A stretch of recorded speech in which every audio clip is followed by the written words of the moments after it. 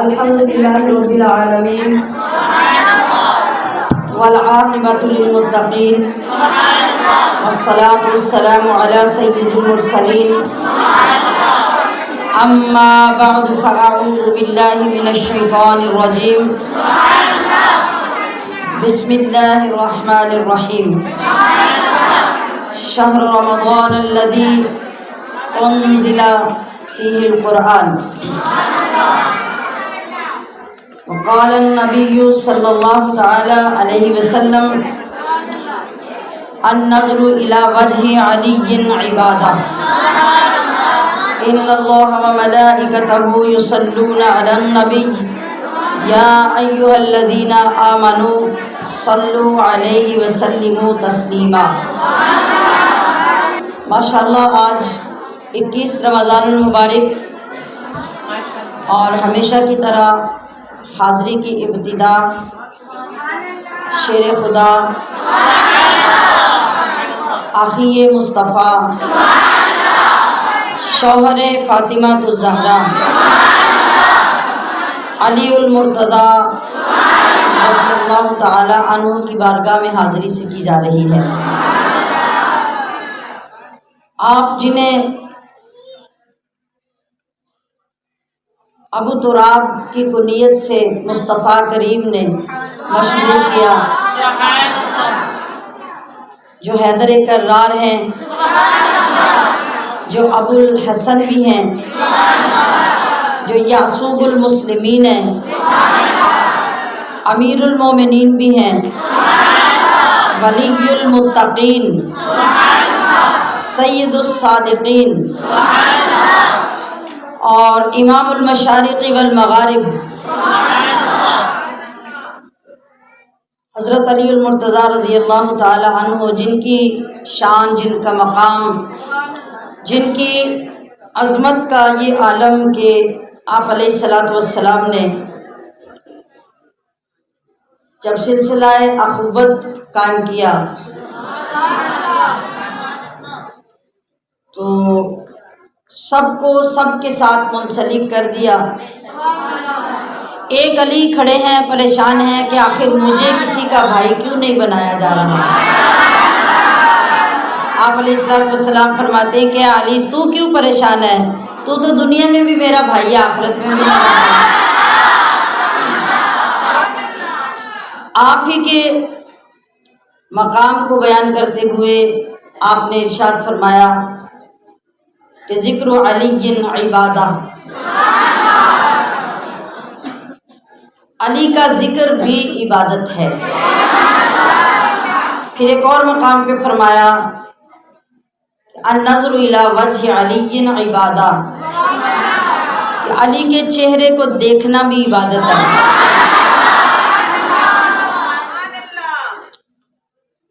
اور اس سے آگے کی بھی بات کیا آپ نے فرمائی کہ ذکر علی یاکل الذنوب کما تاکل النار خطوات،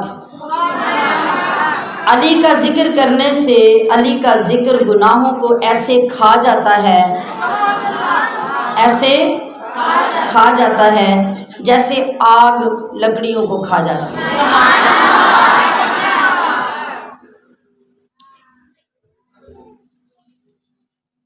آپ کی نظر میں، نبی کریم صلی اللہ علیہ وسلم کی نظر میں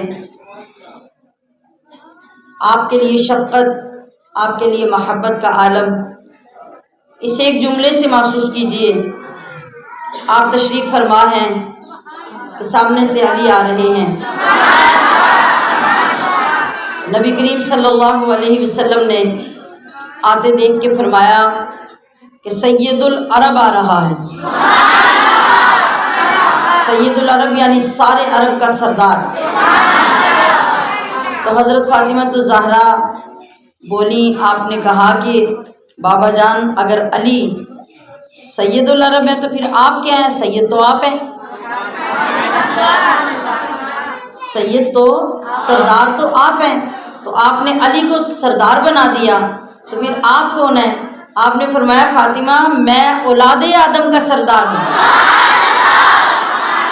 میں تو اگلوں پچھلوں کا، جو آگے چلے گئے، جو موجود ہیں، جو آنے والے ہیں، میں تو سب کا سردار ہوں۔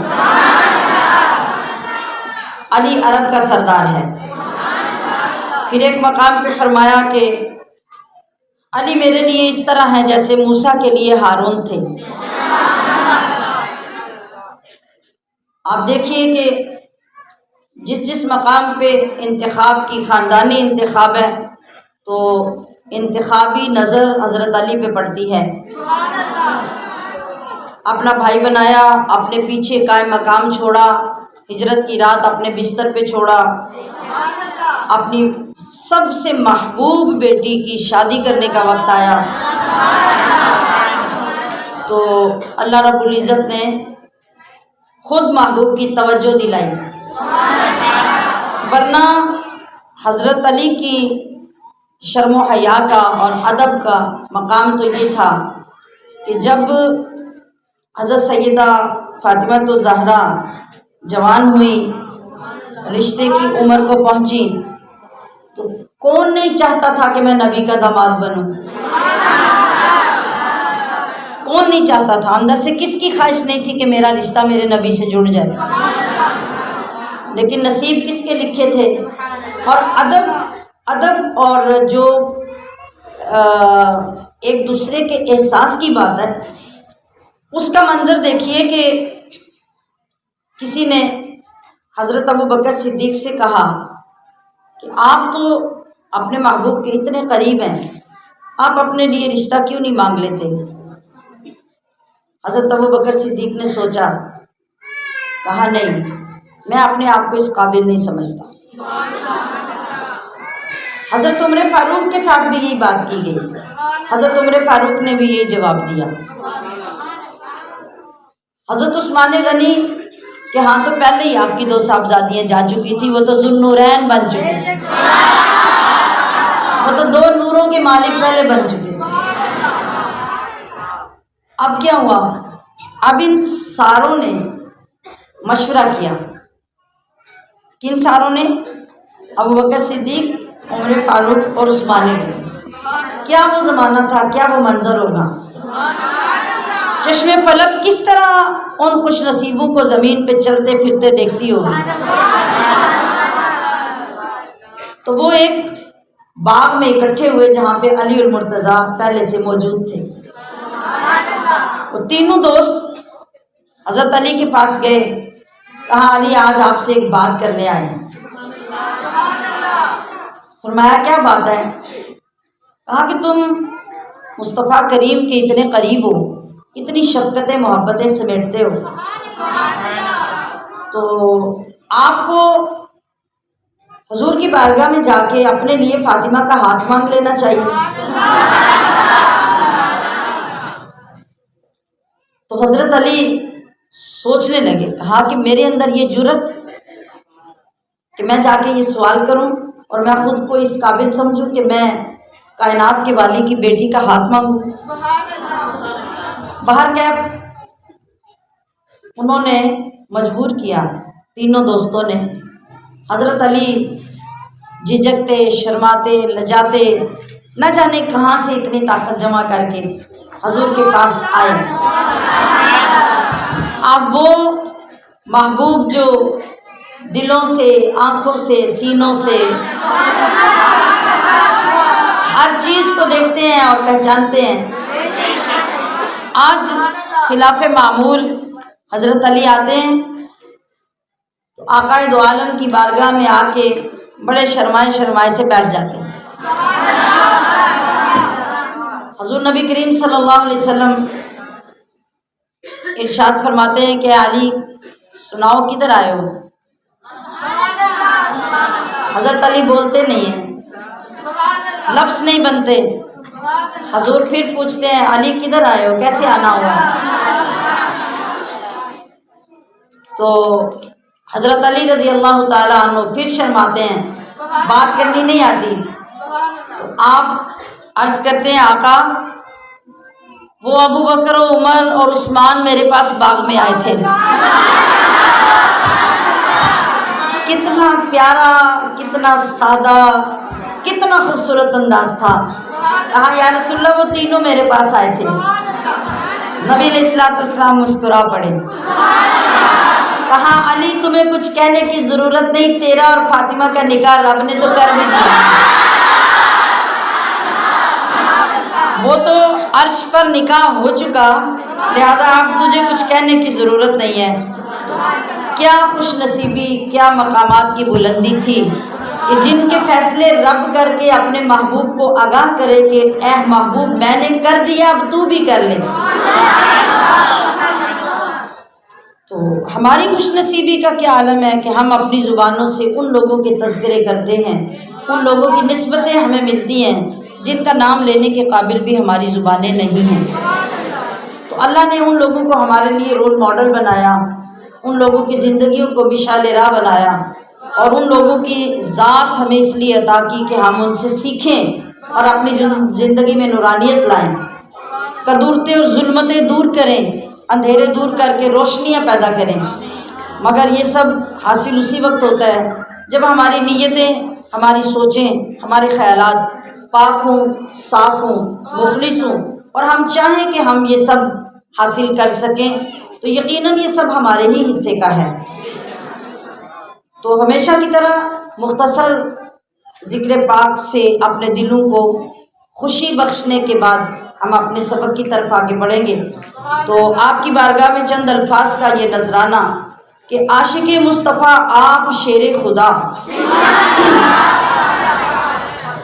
عاشق مصطفیٰ آپ شیر خدا، کملی والے کے دلدار ہو یا علی۔ عاشق مصطفیٰ آپ شیر خدا، کملی والے کے دلدار ہو یا علی، حامی بے کساں آپ مشکل کشا، حامی بے کساں آپ مشکل کشا، غم کے ماروں کے غم خار ہو یا علی۔ اتنا بالا ہوا مرتبہ آپ کا، یعنی کتنی شان دی رب نے آپ کو، حیرانگی کی بات ہے کہ اتنا بالا ہوا مرتبہ آپ کا، کم سنی میں ہی اعلان حق کر دیا۔ آپ کتنے اعلیٰ درجے پہ فائز ہیں۔ 10 سال کی عمر تھی، 10 سال کی، اپنے گھروں میں چیک کرنا اپنے بچوں کو، 10 سال کے بچے کیا کہہ سکتے ہیں، کیا بول سکتے ہیں اور کیا کر سکتے ہیں۔ مگر جب مصطفیٰ کریم نے اعلان نبوت کیا، اعلان کیا کہ لوگوں مجھے تمہارے ساتھ کی ضرورت ہے، اب تم میرا ساتھ دو، اپنے رب پر ایمان لاؤ، میرا کلمہ پڑھو اور دین حق کے لیے کھڑے ہو جاؤ، تو آپ کے اپنے خاندان کے لوگ کوئی گالیاں دے کے چلے گئے، کوئی برا بھلا کہہ کے چلے گئے، لوگ اٹھ کے جانے لگے، سب جگہ خالی ہو گئی۔ تو علی المرتضیٰ کی تاریخ میں لکھا کہ علی المرتضیٰ چھوٹے سے تھے، کمزور سے تھے، چھوٹا سا قد تھا، 10 سال کی عمر تھی۔ تو آپ نے جب دیکھا کہ میرے خاندان کے بڑے بڑے سردار، دادے، چاچے سب اٹھ کے جا رہے ہیں اور کوئی بندہ میرے محبوب کی بات نہیں سن رہا، تو کسی نے کتنا حسین منظر کھینچا، کہا کہ علی المرتضیٰ کھڑے ہوئے، اپنی ایڑیاں پوری زور سے اٹھائیں اور اپنے بازو پورے زور سے بلند کیے، کہا یا رسول اللہ کوئی آپ کے ساتھ چلے نہ چلے، علی آپ کے ساتھ ہے۔ یہ کس عمر کے لفظ ہیں؟ 10 سال کی عمر۔ اور طلب یہ بات ہے کہ 10 سال کی عمر میں یہ فیضان یہ ملا بھی مصطفیٰ کے در سے ہی تھا، کیونکہ آپ کی پرورش تو حضور کے گھر میں ہو رہی تھی۔ تو بچوں میں سب سے پہلے جس بچے کو ایمان لانے کی اللہ نے سعادت عطا کی وہ علی المرتضیٰ۔ اور ایمان کیسے لائے؟ جب آپ نے اعلان کیا اور اپنے انداز سے آپ گھر میں آ کے نماز ادا کرنے لگے، آپ نے نماز ادا کی تو علی المرتضیٰ نے دیکھا، یہ ایک الگ سی چیز تھی، الگ سے کام تھا جو انہوں نے پہلے نہیں دیکھا تھا۔ جب آپ نماز ادا کر چکے تو پوچھا کہ یا رسول اللہ یہ کیا ہے؟ آپ نے فرمایا کہ یہ میرے رب کی نماز ہے، یہ عبادت ہے۔ تو علی المرتضیٰ پوچھنے لگے کہ کیا میں بھی آپ کے ساتھ کھڑے ہو کے پڑھوں؟ آپ نے ارشاد فرمایا کہ یہ ایمان لانے کے ساتھ ہی یہ نماز پڑھی جا سکتی ہے۔ تو کہا کہ پھر میں ایمان قبول کرتا ہوں۔ آپ نے ارشاد فرمایا کہ نہیں، پہلے تم چچا جان ابو طالب جو آپ کے باپ تھے، کہا کہ پہلے ان سے پوچھ لو، اگر وہ اجازت دیں تو پھر یہ قدم اٹھانا۔ حضرت علی المرتضیٰ گئے، پوچھا ابا جان کہ میں مصطفیٰ کریم پر ایمان لانا چاہتا ہوں، ان کے ساتھ نماز پڑھنا چاہتا ہوں اور ان کا حامی و مددگار بننا چاہتا ہوں۔ حضرت ابو طالب نے فرمایا کہ بیٹا جاؤ، جو تمہیں محمد کہتے ہیں وہی تمہارے حق میں بنے، تمہیں جو وہ کہیں تم وہ کرو۔ جن لوگوں کے حصے میں خدائی فضیلتیں آتی ہیں ان کا مقابلہ کون کر سکتا ہے؟ کفر کے دور میں ظلم کے سامنے، کفر کے دور میں ظلم کے سامنے مصطفیٰ کے طرفدار ہو یا علی، اور علم کا باب ہو، انا مدینۃ العلم وعلی بابھا، یا آقا کا فرمانا ہے کہ میں علم کا شہر اور علی اس شہر کا دروازہ، یعنی کہ وسیلے کے بغیر میرے علم تک نہیں پہنچ سکو گے، اور اگر اسے چھوڑ کے آؤ گے تو پھر ڈاکو ہی بنو گے، کیونکہ جو لیگل لوگ ہوتے ہیں وہ تو دروازوں سے ہی آیا کرتے ہیں۔ تو علم کا باب ہو، آپ فخر نبی، آپ سے مل گئی علم کی روشنی، مشکلوں کی مصیبت کی ہر راہ پر ظلمتوں میں ضیاء بار ہو یا علی، آپ کے مرتبے کی الگ بات ہے اے علی المرتضیٰ، آپ کے مرتبے کی الگ بات ہے، بندگی آپ کے در کی خیرات ہے، کشتی دین کہتے ہیں جس کو سبھی، آپ ہی اس کی پتوار ہو یا علی۔ کشتی بغیر پتوار کے تو نہیں چلتی نا، پانی میں کھڑی کر دے تو چلے گی، چپو چلائیں گے تو چلے گی۔ تو شاعر کہہ رہا ہے کہ اے علی آپ اس کشتی کو چلانے والے چپو ہیں، آپ نہیں ہوں گے تو کشتی تو چل ہی نہیں سکتی۔ یہ بھی ثابت ہے فرمان خیر البشر، جو بھی ڈالے گا چاہت کی تم پہ نظر، جو بھی ڈالے گا چاہت کی تم پہ نظر، دیکھنا بھی عبادت ہے جس کی طرف ایسی رحمت کے دیدار ہو یا علی، اور پیرہن ہے جو ذل رحمان کا، آپ ہی اس کی دستار ہو یا علی، جس کے در سے جہاں میں ولایت چلی، سر پہ خم جس کے آگے ہے ہر ایک ولی، جس کی نسبت سے قطرے سمندر ہوئے، تم سخا کا وہ دربار ہو یا علی۔ ہم دعا کرتے ہیں رب العزت کی بارگاہ میں مصطفیٰ کریم کے وسیلے سے کہ اللہ رب العزت ہمیں آپ کے در کا گدا اور آپ کا سچا ثناخوان،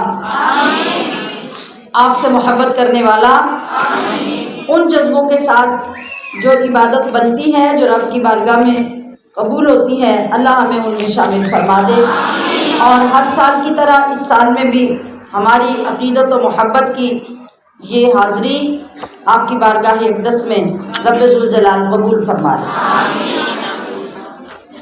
اعوذ باللہ من الشیطان الرجیم، بسم اللہ الرحمن الرحیم، وَلَوْ أَنَّنَا نَزَّلْنَا إِلَيْهِمُ الْمَلَائِكَةَ وَكَلَّمَهُمُ الْمَوْتَى وَحَشَرْنَا عَلَيْهِمْ كُلَّ شَيْءٍ قُبُلًا مَا كَانُوا لِيُؤْمِنُوا إِلَّا أَن يَشَاءَ اللَّهُ وَلَكِنَّ أَكْثَرَهُمْ يَجْهَلُونَ وَكَذَلِكَ جَعَلْنَا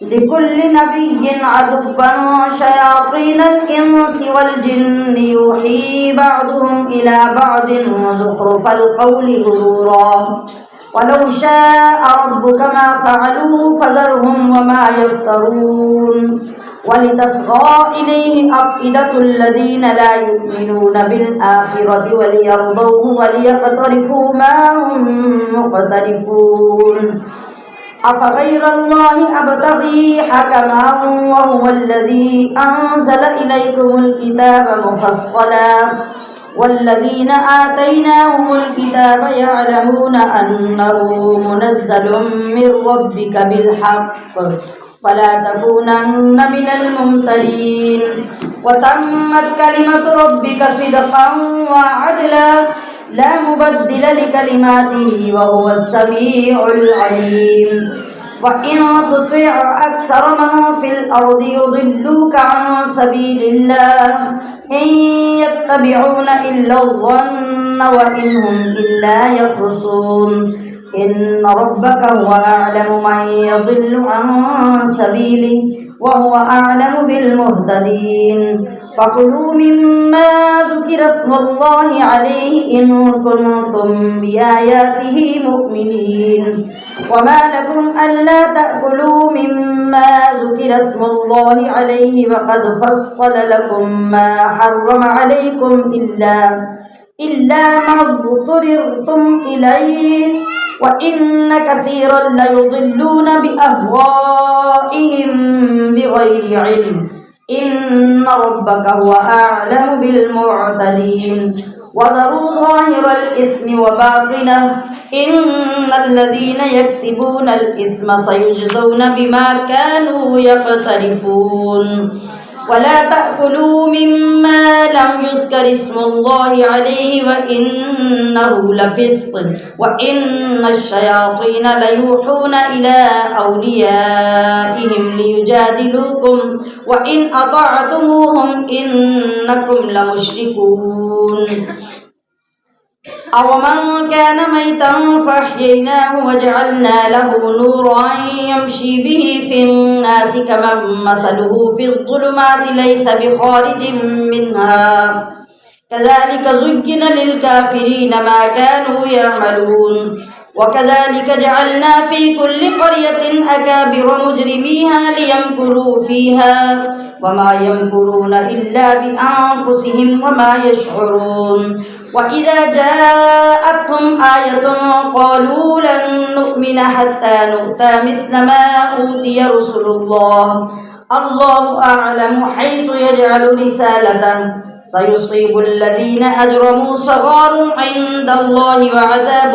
شديد بما كانوا يمكرون فمن يرد الله أن يهديه يشرح صدره للإسلام ومن يرد أن يضله يجعل صدره ضيقا حرجا كأنما يصعد في السماء كذلك يجعل الله الرجس على الذين لا يؤمنون وهذا صراط ربك مستقيما قد فصلنا الآيات لقوم يذكرون لهم دار السلام عند ربهم وهو وليهم بما كانوا يعملون ويوم يحشرهم جميعا يا معشر الجن قد استكثرتم من الإنس وقال أولياؤهم من الإنس ربنا استمتع بعضنا ببعض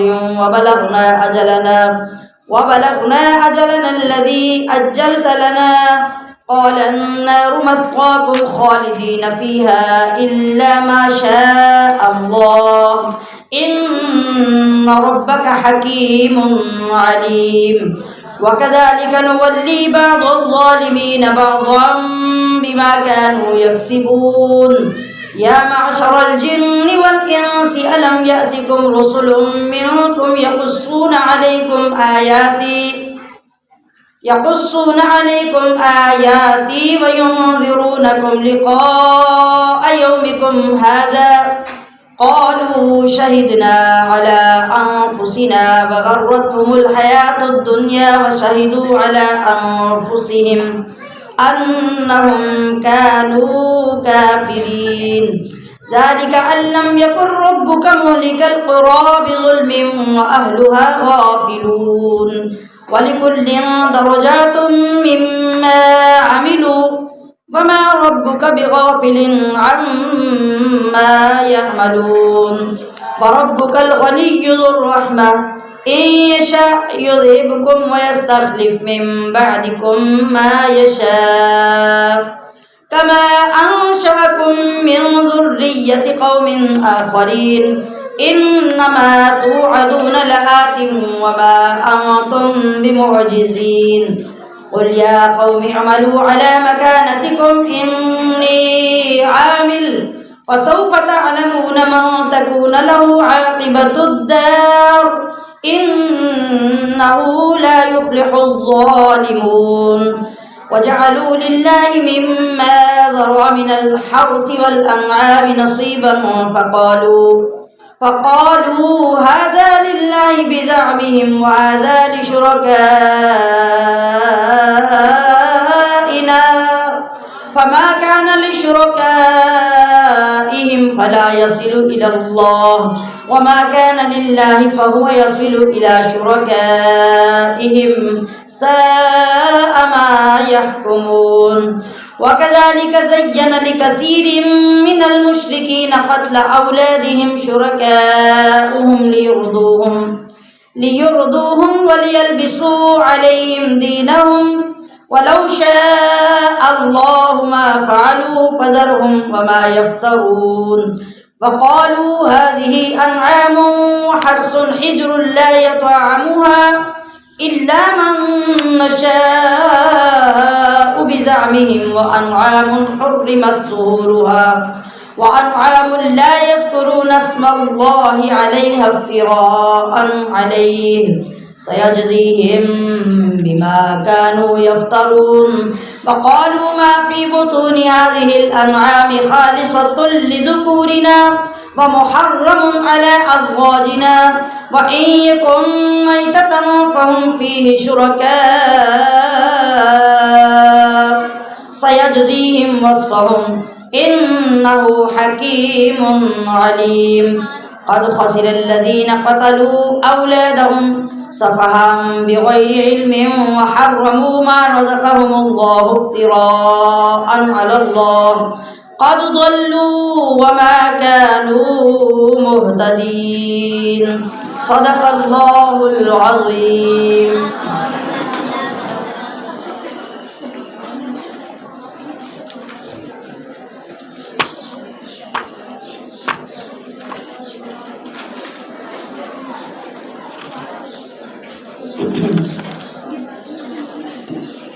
اللہ اکبر.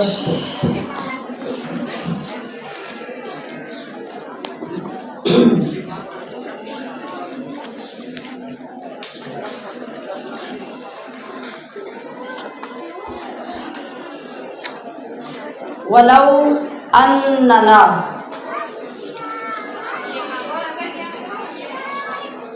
اور اگر یہ کہ ہم. توجہ سے موضوع کو ساتھ ساتھ ملاتے جائیں گے تو انشاءاللہ بہت جلد ہم اس ترجمے کو مکمل کر دیں گے. پیچھے ہمارا 7واں پارہ مکمل ہوا ہے تو وہاں پہ آخری آیت کیا مکمل ہوئی تھی؟ ہم ان لوگوں کے دلوں کو آنکھوں کو پھیر دیں گے جیسا کہ یہ پہلی بار اس پہ ایمان نہیں لائے تھے اور سرکشی میں حد سے بڑھنے والے لوگوں کو ان کی گمراہی میں بھٹکنے کے لیے بے بس کر کے چھوڑ دیں گے.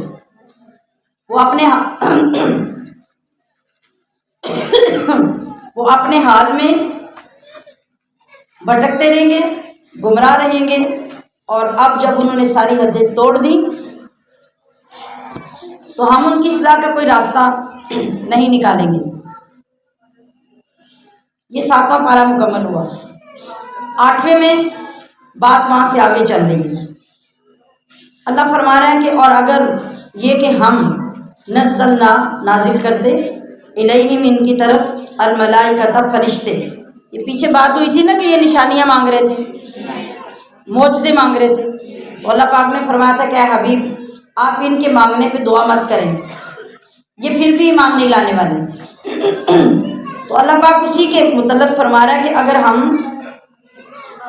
ان پہ فرشتے اتار بھی دیتے نا, جو انہوں نے کہا تھا کہ فرشتہ آ کے گواہی دے, اور وَكَلَّمَهُمُ الْمَوْتَى, اور کلام کرتے ان سے مردے, جو انہوں نے کہا تھا ہمارے پرانے بندو کو اٹھائیں وہ آ کے آپ کی گواہی دیں. تو اللہ فرما رہا ہے کہ اگر یہ سب کچھ ہو بھی جاتا وَحَشَرْنَا, اور ہم اٹھا لاتے علیہم ان کے سامنے یا ان پر، کل شیء ہر شے کو، قبولاً سامنے، ما کانوا تب بھی وہ یؤمنون ایمان لاتے، الا مگر ان یشاء اللہ یہ کہ اللہ چاہتا، ولکن اکثرہم اور لیکن اکثر ان میں، یجہلون جاہل ہے، ہٹ دھرمی، نافرمانی، سرکشی ہمیشہ جاہلیت کی پیداوار ہے۔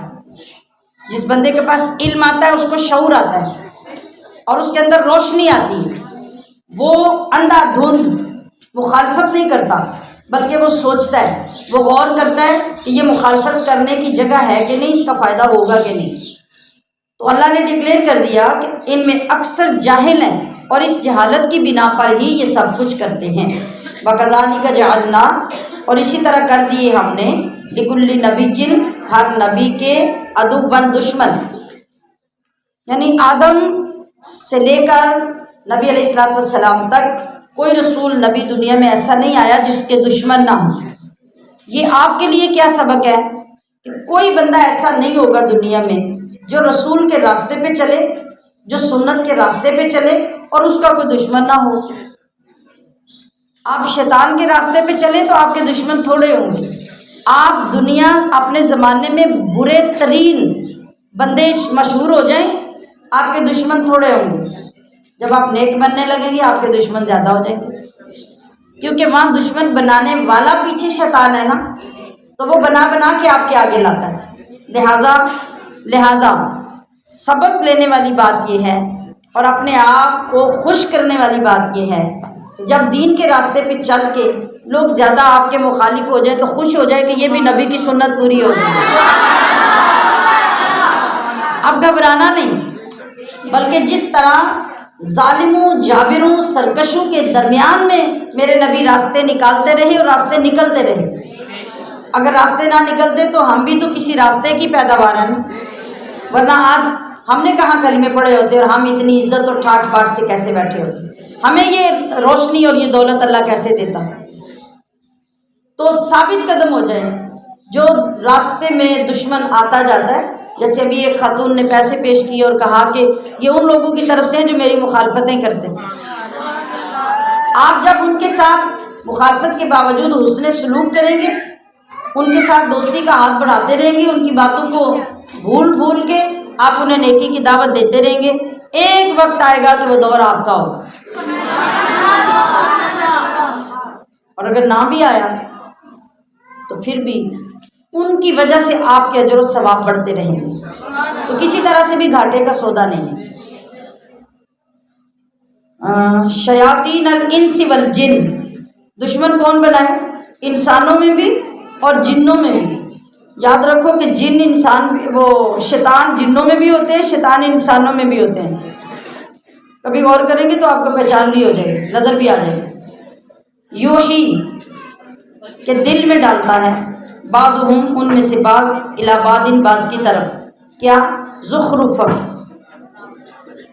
بناوٹ کی خوشنما القولی باتیں، غرورا دھوکہ دینے کے لیے۔ آپ یہ ہمیشہ دیکھیں گے کہ جس بات کے اندر سچ کم اور جھوٹ زیادہ ہو نا، وہاں اس چیز کو پیش کرنے والا بندہ حد سے زیادہ زور لگاتا ہے، حد سے زیادہ باتیں کرتا ہے، حد سے زیادہ اس کی تعریفیں کرتا ہے، اور جو بندہ واقعی تعریف کے قابل ہو اس کی تعریف کی ضرورت ہی نہیں ہوتی، وہ خود ہی اپنی تعریف ہوتا ہے۔ آپ دیکھیں گے کہ کبھی کسی کے گھر رشتہ لے کے چلے جائیں نا، تو جس کی بیٹی میں زیادہ خامیاں ہوں گی وہ ماں سب سے زیادہ تعریفیں کرے گی۔ اب اس ماں کو یہ احساس نہیں ہوتا کہ آج جھوٹ بول کے تو میں نے رشتہ دے دیا، تو کل جب یہ بیٹی ان کے گھر جائے گی تو سب کچھ پلٹ کے میرے اوپر نہیں آئے گا، تو مجھے کیا فائدہ ہوگا؟ اگر جتنا زور آپ جھوٹی تعریفوں پہ لگا رہے ہیں اتنا زور بچی کی تربیت پہ لگا لیں۔ تو جب بچی کی تربیت اچھی ہوگی، آنے والا اگر سمجھدار ہوگا نا، تو آپ کی بیٹی کو گھر میں چلتے پھرتے دیکھ کے سمجھ جائے گا کہ اس بچی کی تربیت ہوئی ہے۔ اور دوسری بات اگر آپ بچوں کو پٹی پڑھا کے سکھا کے کہ مہمان آنے نے تو اے نہیں کہنا، اینج نہیں کرنا، چپ کر کے بہنا ہے، گل نہیں کرنی، فضول نہیں بولنا، تو پھر وہ جس سے آپ نے پٹی پڑھائی ہوگی نا وہی سائڈ سے بول کے نہیں ایسا تے نہیں بولنا، تو اس کا کوئی فائدہ نہیں ہوگا۔ لہٰذا یہ بات یاد رکھیں کہ دکان پہ بھی چلے جائیں تو جس چیز کو، جس پروڈکٹ کو دکاندار بیچنا چاہتا ہے نا، اس کے اندر 100 نقص بھی ہوں گے تو وہ پکڑ کے زبردستی آپ کے آگے ڈالے گا کہ باجی اسے دیکھیں، ادھر سے دیکھیں، ادھر سے دیکھیں، یہ دیکھیں یہ کتنا خوبصورت ہے، یہ فلاں کمپنی کا ہے، اور یہ آپ کو ہمیشہ ایسے ہی لگے گا جیسے آج آپ نے خریدا ہے، گھر آئیں گے تو سارا رنگ اتر جائے گا۔ تو جو شیطان ہے، شیطان چونکہ جھوٹ کی پیداوار ہے، فراڈ کی پیداوار ہے، اور وہ جتنے آپ لوگ اس کے ساتھ لگے ہوتے ہیں وہ بھی سارے اس کے کہنے پہ چلتے ہیں، لہٰذا انہوں نے دشمن بنا کے لانے ہوتے ہیں، تو وہ طرح طرح کی بڑی چاپلوسیاں اور بڑی باتوں کے اندر دلکشی پیدا کر کے وہ آپ کو لا کے دیتا ہے، اور پھر دنیا والے جتنی باتیں ایسی کر کے آپ کو دین سے پھیرتے ہیں وہ سب اسی طرح کرتے ہیں۔ آپ کو اچھے اچھے پروجیکٹ دکھا کے، آپ کو بڑے شاندار دلکش پیکج دکھا کے آپ کو وہ اس طرف لے جاتے ہیں، اور اصل مقصد کیا ہوتا ہے کہ آپ دین سے ہٹ جائیں، اللہ کے راستے سے ہٹ جائیں، اور آپ آرام سے ہٹ جاتے ہیں اور ان کی باتیں مان لیتے ہیں۔ تو اس سے کیا ہوتا ہے، ہماری دنیا بھی جاتی ہے، آخرت بھی جاتی ہے۔ لہٰذا وہ سارے شیطان جنوں کے ہوں یا انسانوں کے، وہ ایک دوسرے کے دلوں میں باتیں ڈالتے ہیں اور دلکشی والی باتیں کر کے بندے کو گمراہ کرتے ہیں۔ وَلَوْ شَاءَ رَبُّكَ، اور اگر چاہتا آپ کا رب، مَا فَعَلُوا، تو وہ ایسا نہ کرتے، یعنی اس کے پیچھے بھی اللہ کی بڑی بڑی حکمتیں ہوتی ہیں۔ فَذَرْهُمْ، تو آپ چھوڑ دیجئے ان کو، وَمَا يَفْتَرُونَ، اور اس کو بھی چھوڑ دیجئے جو وہ بہتان بازیاں کرتے ہیں۔ وَلِتَصْغَىٰ إِلَيْهِ، اور اس لیے بھی، یعنی وہ جو اللہ فرما رہا ہے اوپر کہ ہم نے کیوں یہ سب کچھ کیا کہ نبیوں کے دشمن بنائے، اور اس لیے بھی کہ تصغیٰ الیہ، کہ جھکے اس کی طرف، افئدۃ الذین، دل ان لوگوں کے، لا یؤمنون، جو ایمان نہیں لاتے، بالآخرۃ، آخرت پر، ولیرضوہ، اور تاکہ وہ پسند کرے اسے، ولیقترفوا، اور تاکہ وہ گناہ کماتے رہیں، ما ہم مقترفون، جو انہیں کمانا ہے، یعنی دوسروں کی دلکشی والی باتوں کے اندر ان کے لیے نرمی، مائل ہونا، دلچسپی اس لیے رکھی کہ یہ برائی کو، گمراہی کو پسند کرتے ہیں، تو ٹھیک ہے، جس کو پسند کرتے ہیں یہ اسی طرف جائیں، کہ اللہ اور اللہ کے رسول کی تبلیغ، ہدایت جب انہیں اثر نہیں کرتی تو پھر ٹھیک ہے، پھر ان کے لیے وہ راستہ صاف ہے۔ افغیر اللہ، تو کیا میں اللہ کے سوا ابتغی چاہوں، حکمن، کوئی اور منصف، منصف کا مطلب ہے انصاف دینے والا یا حکم دینے والا، وَهُوَ الَّذِي، حالانکہ وہی تو ہے، انزلہ، جس نے نازل کی، الیکم الکتاب، تمہاری طرف کتاب، مفصلہ، کتاب ایسی نہیں کہ وہ مختصر سی، بلکہ مفصل۔ مفصل کیا ہوتا ہے؟ جس کے اندر ہر چیز کی ڈیٹیل، تفصیل بیان کر دی گئی ہو۔ والذین آتیناہم الکتاب، اور وہ جن کو ہم نے کتاب دی، یعلمون، وہ جانتے ہیں، انہ، کہ وہ منزل، منزل کا مطلب ہے نازل ہوا ہے، کلام ہے یا کتاب ہے، نازل ہوئی ہے، من ربک، تمہارے رب کی طرف سے، بالحق، حق کے ساتھ، یعنی اس میں کسی قسم کا کوئی شک یا تردد نہیں ہے۔ فلا تکونن، تو ہرگز نہ ہو جانا، اے سننے والے، یعنی یہ کس سے خطاب ہے؟ ہم سب سے، کائنات کے تمام لوگوں سے جو ان کتابوں کو پڑھیں، واعظ و نصیحت سنیں، ترجمہ سنیں، قرآن سنیں، تو سن کر وہ کسی قسم کے شک میں نہ پڑ جائیں، تو تم نہ ہو جانا شک کرنے والوں میں سے۔ وَتَمَّتْ کَلِمَتُ، اور پوری ہو گئی بات، ربک، آپ کے رب کی، صدقہ، سچائی، وعدلاً، اور عدل سے، آپ کے رب کی بات سچائی اور عدل کے ساتھ پوری ہوگی۔ لا مبدل لکلماتہ، نہیں کوئی بدلنے والا اس کی باتوں کو، وہو السمیع العلیم، اور وہی خوب سننے خوب جاننے والا ہے۔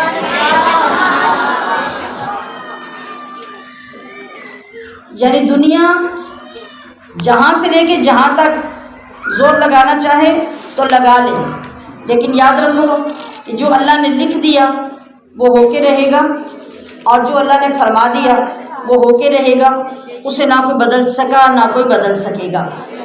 البتہ یہ مسلمانوں کو تربیت دی جا رہی ہے کہ کبھی بھی کوئی چیز سونے کے اندر ملمع کر کے تمہیں پیش کر دی جائے، تمہیں سونے میں تول کر خرید لیا جائے کہ تم یہ چھوڑ کر اس طرف آ جاؤ، تو اس وقت بھی کبھی آنکھ اٹھا کے گمراہی کے راستے کی طرف مت دیکھو۔ تمہاری استقامت اور تمہاری خیر اس میں ہے کہ کوئی دنیا کا جتنا بڑا لالچ دیتا رہے، نہ اپنا عقیدہ چھوڑو نہ اپنے نبی کا دامن چھوڑو۔ تمہاری فلاح، تمہاری کامیابی، تمہاری عزت اسی بات میں ہے کہ تم نبی کے دامن سے، نبی کے قدموں سے جڑے رہو، کیونکہ شیطان جھوٹا ہے، ہمیشہ جھوٹا ہے، وہ جو بھی بات کرے گا وہ کبھی سچ نہیں کرے گا۔ اور کبھی بھی اس گھمنڈ میں نہ رہنا کہ تم بڑے مضبوط اور بڑے پکے مومن ہو، شیطان یا دشمن یا خرابی کرنے والے یا دوسرے تیسرے جن کو دوست بنا کے تم پاس بٹھاتے ہو، وہ بیٹھتے بھی رہیں گے تو تمہارا کچھ نہیں بگاڑ سکیں گے۔ یہ بہت بڑا دھوکہ ہے۔ وہ شیطان جو غوث الاعظم کو نہیں چھوڑتا، وہ شیطان جو بڑے بڑے صحابہ کے پاس بھی جانے سے رکتا نہیں ہے، ان کو بھی پھسلانے کی پوری کوششیں کرتا ہے۔ تو میں اور آپ کیا ہیں؟ ہمیں تو ابھی پورا یہ بھی نہیں پتا ہمارا دین ہے کیا۔ ہم اگر ایک دو کتاب پڑھ کے عالم بن کے دنیا میں سر اٹھا کے فخر سے چلتے رہتے ہیں تو ہمارا اندر تو خالی ہوتا ہے، ابھی ہمیں تو یہ پتہ ہی نہیں شیطان کی چال کیا ہے۔ آج ہمارے ایک چھوٹا سا بندہ ایک خواب دیکھ لیتا ہے نا، تو وہ سارے زمانے کو خواب سناتا ہے کہ میرے لیے تو فلاں خواب بندے نے دیکھا، یا میں نے اپنے لیے یہ خواب دیکھا، تو میرے جیسا تو کوئی بڑا بندہ ہے ہی نہیں، میرے جیسا تو کوئی اور بڑے مرتبے والا ہے ہی نہیں۔ اور ادھر حضور غوث اعظم کو دیکھیے نا کہ شیطان کی اگر پہچان نہ ہوتی تو بچتے کیسے، کس انداز سے، کتنے پرفیکٹ طریقے سے وہ آیا، بادلوں کے اندر سے آ کے آواز دی، زمین پہ نہیں آیا، زمین کے کسی طریقے سے نہیں آیا، خواب میں نہیں آیا، سامنے نہیں آیا، بلکہ بادلوں کے اندر۔ وہاں تو سب سے پہلی جو سوچ جاتی ہے بندے کی جاتی ہے کہ یہ سب چیزیں اللہ کے اس کے اندر ہے، کنٹرول میں۔ اور جب اللہ آسمانی کوئی بلا نازل کرتا ہے یا نعمت نازل کرتا ہے تو وہ کنٹرول اللہ کا ہوتا ہے۔ تو جب گرجتے بادلوں میں آ کے باروب آواز کے ساتھ کہا کہ عبد القادر، ہم نے تمہیں اور تیری عبادتوں کو قبول کر لیا، اب تجھے عبادتوں کی ضرورت نہیں ہے، تو ہمارے جیسا بندہ ہوتا تو کیا کرتا؟ وہ تو اشتہار بنوا کے سارے زمانے کو دیتا کہ بھئی اب مجھے کوئی بندہ نماز کے لیے نہ کہے، میری سند اوپر سے آ گئی ہے۔ اب اوپر دیکھنے کی پہلے پہچان بھی تو پیدا کی جائے کہ اوپر ہے کون۔ ہر اوپر سے آنے والا وہ قابل عزت، قابل تعظیم ہے، یا ہر آنے والی آواز وہ آپ کے لیے ہدایت کی آواز ہے؟ نہیں۔ جب تک ہمارا دامن ہمارا ہاتھ کسی کے دامن کے ساتھ نہیں ہوگا اور مضبوطی سے تھاما نہیں ہوگا تو یہ طاقتیں ہمیں بچنے دیتی ہیں؟ کبھی بھی نہیں۔ یہ ہر وقت ہمیں گمراہ کرنے میں لگی ہیں۔ اور پھر جب عبد القادر جیلانی نے بر وقت برجستہ اسی وقت کہا کہ لا حول ولا قوت الا باللہ، تو وہ جو خدا بن کے آیا تھا ایک بڑے دلکش بادل کے ٹکڑے میں، وہ پھٹ گیا، بادل پھٹ گیا، اس لیے کہ لا حول ولا عبد القادر کی زبان سے نکلا تھا، میری اور آپ کی زبان سے نہیں، جس کا اثر ہی نہ ہوتا۔ جو عبد القادر کے زبان سے لفظ نکل رہے تھے ان کے اندر آگ تھی جو شیطان کو جلا رہی تھی، وہ جلا، بادل پھٹا اور دم دبا کے بھاگا۔ مگر یاد رکھو کہ وہ ایسا دشمن نہیں ہے۔ آپ دیکھتے ہیں کہ جب کوئی پروفیشنل چور ہوتا ہے نا، وہ آپ کی آوازیں شور شرابہ سن کے اگر بھاگتا بھی ہے نا تو ایسے نہیں بھاگتا، وہ پیچھے فائر کرتا ہوا بھاگتا، کہ وہ بھاگتے بھاگتے کہ آپ کو چھوڑتا نہیں ہے، ایسے ہی ہے نا، وہ پیچھے فائر کرتا ہوا جاتا ہے۔ چلو اگر اس طرح کچھ ہاتھ نہیں آیا تو یہ تو جائے نا، اگر جانا بھی نہیں تو فائر سے دہشت تو پھیلاتا ہے کہ کوئی میرے قریب نہ آ سکے۔ تو شیطان نے بھی جاتے جاتے پھر فائر کیا، وہ جلا، بادل پھٹے، بھاگا، پھر جاتے جاتے فائر کیا، کہا عبد القادر آج میرے وار سے تجھے تیرے علم نے بچا لیا۔ دیکھا نا آپ نے سبحان اللہ کہہ دیا۔ آپ کے نزدیک بھی میرے نزدیک بھی یہ بات بڑی اٹریکٹیو ہے، اور عبد القادر بھی اس بات پہ اعتماد کر لیتے کہ ہاں ہاں میرے جتنا عالم کون ہے دنیا میں۔ لیکن یہ بھی شیطان کا ایک دھوکہ تھا کہ عبد القادر آپ اپنے علم کی طرف متوجہ ہو کے اس پہ فخر کرے کہ آج میں عالم نہ ہوتا تو میں بچ نہ پاتا۔ تو عبد القادر پھر بولے کہا ظالم تو اب بھی مجھے گمراہ کرنا چاہتا ہے، میرے علم نے نہیں میرے رب کے فضل نے مجھے بتایا۔ تو ہمیں یہ سبق دیا جا رہا ہے کہ یہ چکنی چپڑی باتیں، یہ دلکشی، یہ دنیا کے لالچ، یہ شیطان کے چیلے، جھوٹے دوست اور دنیا پرست لوگ آپ کو گمراہ کرنے کے لیے ہر وقت پیش کرتے رہتے ہیں، تو کبھی ان کی طرف متوجہ نہ ہونا۔ شیطان ہمیشہ جھوٹا ہے، وہ جھوٹا رہے گا، وہ جھوٹی چیزوں میں تمہیں چمک دکھائے گا، وہ تمہیں سلور کے اوپر سونے کا پانی چڑھا کے دکھائے گا، وہ لوہے کے اوپر سونے کا پانی چڑھا کے دکھائے گا، اور دلکشی سے تمہیں مرعوب کرے گا۔ ہمیشہ یاد رکھنا کہ بات ہمیشہ رب کی سچی ہے، اور وہ ایسی سچی ہے کہ نہ کبھی بدل سکی نہ کبھی بدل سکی۔ وَإِن تُطِعْ، اور اگر تو اطاعت کرے اے انسان، اکثر کی، من فی الارض جو زمین میں ہیں، یضلوک تو وہ بہکا دیں گے تجھے، عن سبیل اللہ اللہ کی راہ سے۔ یہاں ضمنی طور پہ میں ایک بات اپنی نوجوان بچیوں کی خدمت میں پیش کر دوں، جو اپنے ماں باپ کا ناک میں دم اس لیے رکھتی ہیں کہ وہ کالج جاتی ہیں، اسکول جاتی ہیں، یونیورسٹی جاتی ہیں، تو انہیں ہر اس فیشن کا کپڑا چاہیے جو وہ وہاں دیکھتی ہیں، اور اگر ماں کہتی ہے پچھلے سال کا نکال کے کم سے کم گھر میں پہن لو، تو وہ کہتی ہے کہ اس کا رواج ہی نہیں ہے۔ تعریف ہوئی ہے نا آپ کی؟ اس کا رواج ہی نہیں ہے، اب میں پہنوں گی تو لوگ کیا کہیں گے کہ میرے پاس کپڑے نہیں ہیں۔ تو پھر کیا ہوتا ہے، پھر خوب ماں باپ کو ان یونیورسٹیز میں بھیجنے کی سزا ملتی ہے، اب نہ اگلنے سے بنتی ہے نہ نگلنے سے بنتی ہے، کیونکہ لاکھوں روپے وہاں پہ ہر سیمسٹر کے دیے ہوتے ہیں۔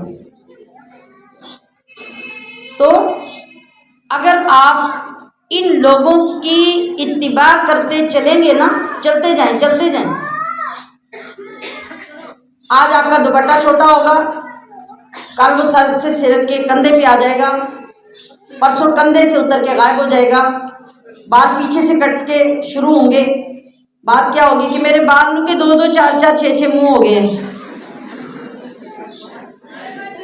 یہ بہانہ ہوگا، اور اس بہانے سے بال کٹنے شروع ہوں گے، پھر وہ تھوڑے سے اور اوپر آ جائیں گے، پھر اور اوپر آ جائیں گے، پھر اور اوپر آ جائیں گے، تو پھر 6 مہینے بعد امی جان کو بھی پہچاننا مشکل ہو جائے گا، پتر آیا کتنی ہے یہ۔ تو قرآن کیا فرما رہے ہیں کہ اگر تم ایسے لوگوں کی پیروی کرو گے اور ان کے پیچھے چلو گے، جو وہ پہنتے اور جو وہ کھاتے ہیں تم وہ کرنا شروع کرو گے، تو پھر کیا ہوگا، وہ تمہیں گمراہ کیے بغیر نہیں چھوڑیں گے، نہ تمہیں چھوڑیں گے نہ تمہارے خاندان کو چھوڑیں گے۔ حیا جائے گی، عزت جائے گی، شرم جائے گی، سب کچھ جائے گا آہستہ آہستہ، اور وہ چھوڑیں گے آپ کو اس وقت جب آپ پورے گمراہ ہو جائیں گے۔ اس لیے کہ ان یتبعون، وہ نہیں پیروی کرتے، الا الظن، مگر گمان کی، کوئی اتھینٹک چیز ان کے پاس نہیں ہوتی، جو دماغ میں آیا، وہ سوچ میں آیا، جو گمان میں آیا، اس کی خود بھی پیروی کی اور لوگوں کو بھی کروانی شروع کر دی۔ وَإِنْهُمْ إِلَّا يَخْرُصُونَ، اور وہ نہیں مگر نری اٹکلیں دوڑاتے۔ سمجھتے ہیں نا اٹکل دوڑانا کیا ہوتا ہے؟ اندازے کرنا، قیاس کرنا، ادھر کی ادھر جوڑنا، ادھر کی ادھر جوڑنا، کوئی دلیل نہیں، کوئی سند نہیں، کوئی سرٹیفکیٹ نہیں کسی بات کا۔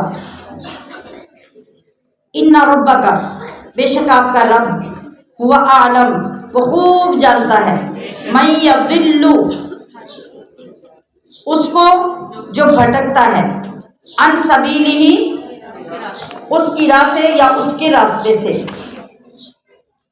यानी वो किसी सूरत में भी अल्लाह से छुपा हुआ नहीं होता, ना अल्लाह के इल्म से बाहर होता है। हर गुमराह छोटा बड़ा जो भी है अल्लाह करीम उसको जानता है, उसे ये ज़रूरत नहीं कि वो किसी को बताया जाए। हुआ आलमु मैं यदिल्लु अन सबीलिही, वो खूब जानता है उसको जो उसकी राह से भटकता है। वह हुआ आलमु, और वह खूब जानता है बिल मुहतदीन, हदायत पाने वालों को। फकुलू मिम्मा, तो खाओ उसमें से, ज़ुकिर रस्मुल्लाही, अल्लाह का नाम लिया गया, अलैहि, जिस पर, इन कुंतुम भी आयातिही, अगर तुम उसकी आयतों पर, मोमिनीन, ईमान लाने वाले हो। वमा लकुम, और तुम्हें क्या हुआ, अल्लाह ताकुलू, कि तुम नहीं खाते हो, मिम्मा, उसमें से, ज़ुकिर रस्मु, लिया गया नाम, अल्लाह ही, अल्लाह का, अलैहि, जिस पर, वक़द फ़स्सल लकुम, और वो मुफस्सल यानी तफसील से बयान फरमा चुका तुमसे, मा हर्रमा, जो कुछ हराम किया उसने, अलैकुम, तुम पर, इल्ला, मगर, मा, वो चीज़, कि इद तुरिरतुम, कि तुम मजबूर हो जाओ, इलैहि, उसकी तरफ, व इन्न कसीरा, और बेशक कसीर लोग, ला युदिल्लून, यकीनन गुमराह करते हैं, बिअहवाइहिम, अपनी ख्वाहिशों से, बिगैरी इल्म, बगैर इल्म के। इन्ना रब्बका, बेशक आपका रब, हुआ आलमु, खूब जानता है, बिल मुअतदीन, हद से। ये फाकुलू से जो आयत शुरू हुई है, इसका मतलब है कि जो जानवर अल्लाह के नाम पर ज़िबा किया गया हो उसको खाओ, बस वो तुम्हारे लिए हलाल है कि ज़िबा करते वक़्त उस पे अल्लाह का नाम यानी बिस्मिल्लाहि अल्लाहु अकबर कह के उसको ज़िबा किया गया हो। जो खुद जानवर मर गया वो हलाल नहीं, जिस जानवर को बुतों के नाम पे ज़िबा किया गया वो जानवर हलाल नहीं। ये हुक्म क्यों आया? इसकी वजह ये थी कि जो मुशरिक लोग थे वो मुसलमानों पे एतराज़ करते थे कि तुम अपना कत्ल किया तो खा लेते हो और अल्लाह का मारा हुआ नहीं खाते। देखे ना दिमाग जब उल्टी तरफ चलता है तो कैसे चलता है। गौर करें जरा इस एतराज पे। मुशरिक ये कहते थे कि जिसको तुम खुद मारते हो, छुरी लेके उसकी गर्दन काटते हो, उसको कहते हो ये हमारे लिए हलाल है, और जिसको अल्लाह मौत देता है और वो मर जाता है कहते हो ये हमारे लिए हराम है। तुम्हारी भी क्या अजीब बात है। इसके जवाब में अल्लाह पाक ने ये आयत करीमा नाजिल फरमाई कि अल्लाह के नाम पर जो ज़िबा किया गया हो, जिस पे अल्लाह का नाम लेके छुरी फेरी हो और ख़ास वो रगे, 4 रगे 3 रगे काट कर उसको ज़िबा किया हो और उससे वो खून सारा बह गया हो, अब वो जानवर आपके लिए हलाल है। जिस वक्त जानवर या बंदा मर जाता है उसका खून किधर जाता है? जम जाता है, वही तो हराम है। और वो बीमारियों का कारखाना है। मरा हुआ जानवर अगर आप उसे, जैसे आजकल हमारे यहाँ जुल्म होते हैं तो चोरी छुपे उनका गोश्त बना के दुकानों पे बेच दिया जाता है, तो वो कितना बड़ा जहर और कितनी बड़ी बीमारियां। आज हमारे हालात क्यों हैं? जवान भी मर रहा है, बूढ़ा भी मर रहा है, कि वो बीमारियों से भरा हुआ गोश्त है कि सारा खून उसका अंदर रुक गया। और जिस वक्त जिंदा जानवर के अंदर से ज़िबा करने से खून बह जाता है, उसका गोश्त हल्का हो जाता है और वो बीमारियां जो खून के अंदर थी वो निकल जाती हैं और वो हराम खून ज़ाया बह जाता है, ज़ाया हो जाता है, ख़त्म हो जाता है। अब उसका गोश्त हलाल हो जाता है। ये उन काफिरों को कौन समझाता? तो इस पे अल्लाह करीम ने ये आयत करीमा नाजिल फरमा के मुसलमानों को बताया कि तुम्हारे लिए हलाल क्यों है, क्या है और हराम क्या है। اور سب سے بڑی بات یہ ہے کہ اگر کسی چیز کی سمجھ نہ بھی آئے لیکن قرآن یا حدیث یہ کہہ رہے ہوں کہ تمہارے رب نے یہ کہا ہے کہ تم یہ کرو اور یہ نہ کرو، یہ درست ہے اور یہ غلط ہے، تو حکمت جانے بغیر بھی ہماری فلاح اس میں ہے کہ ہم اس بات کو مانیں۔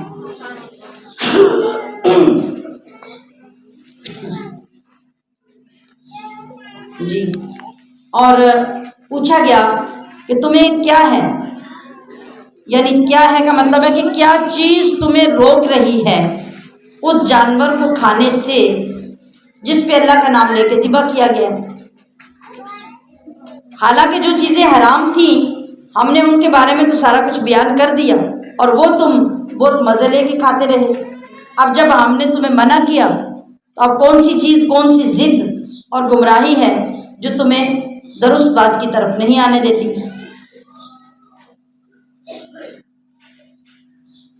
تو یہاں پر نصیحت کی گئی ان لوگوں کو جو اللہ کی حلال کی چیزوں کو حرام کر دیتے ہیں اپنی مرضی سے۔ بہت سارے لوگ آج بھی حلال چیزوں کو حرام کرنے پہ تلے ہوتے ہیں۔ آپ نے اس میں ختم پاک پڑھا ہے تو یہ تو ہم نہیں کھاتے، آپ نے اس میں فاتحہ پڑھی ہے یہ تو ہم نہیں کھاتے۔ اب یہ بھی اسی حکم میں آنے والے لوگ ہیں کہ اللہ نے ختم پاک سے کیا کیا؟ کھانے میں برکت ڈالی۔ قرآن پاک پڑھا، کھانے پر دعا کی تو اس کھانے میں برکت آ گئی، اور بد نصیب نے جب دیکھا کہ وہ ختم پاک اور قرآن پاک پڑھا ہوا کھانا ہے، اس نے کہا کہ یہ آپ نے اس کے اندر کیا داخل کر دیا، یہ تو ہمارے کھانے کے لائق نہیں رہا۔ تو یہ وہی بات ہے جو کفار مکہ اور مشرکین کرتے تھے کہ اللہ کے حلال کو حرام اور اپنے حلال کو حلال سمجھتے تھے۔ تو اللہ پاک نے فرمایا کہ جو کچھ کر رہا ہے ہم سے کوئی بھی پوشیدہ نہیں ہے، ہم ہر حد سے بڑھنے والے کو اور ہر گناہ کرنے والے کو، سرکشی کرنے والے کو اچھی طرح جانتے ہیں۔ وازارو اور ترک کر دو یعنی چھوڑ دو، ظاہرہ ظاہری الاسم گناہ و باطینہ اور چھپے گناہ کو، ان الذین بے شک وہ جو یکسبون الاسم گناہ کماتے ہیں، سیجزون بما ان قریب وہ سزا پائیں گے، کانوا یقترفون جو وہ برائی کماتے تھے۔ یعنی ہر بندہ اپنی کمائی کا بدلہ آخرت میں پا لے گا۔ اچھائی کمائے گا تو اچھا بدلہ پا لے گا، برائی کمائے گا تو برا بدلہ پا لے گا۔ وَلَا تَأْكُلُوا مِمَّا اور نہ کھاؤ اس سے لم یذکر نہیں لیا گیا اسم اللہ اللہ کا نام علیہ جس پر، وَإِنَّهُ اور یقیناً یا بے شک لفسق وہ فسق ہے، وَإِنَّ الشَّيَاطِينَ اور بے شک شیاطین لَيُوحُونَ ضرور دلوں میں ڈالتے ہیں، إِلَىٰ أَوْلِيَائِهِمْ اپنے دوستوں کے، لِيُجَادِلُوكُمْ تاکہ وہ تم سے جھگڑیں۔ شیطان کا دوست کون ہے؟ جو اللہ کی راہ سے ہٹ کے چلتا ہے۔ تو جو اللہ کی راہ سے ہٹ کے چلتا ہے، شیطان ان کے دلوں میں یہ باتیں ڈالتے ہیں کہ یہاں بھی اختلاف کرو، یہاں بھی اختلاف کرو، یہاں لڑائی پیدا کرو، یہاں اعتراض پیدا کرو، اور اس طرح وہ لوگ شروع ہو جاتے ہیں اور اللہ کی راہ پہ چلنے والوں کے ساتھ مخالفتیں شروع ہو جاتی ہیں۔ تو یہ کیا ہے؟ یہ ہمارے لیے آزمائش ہے۔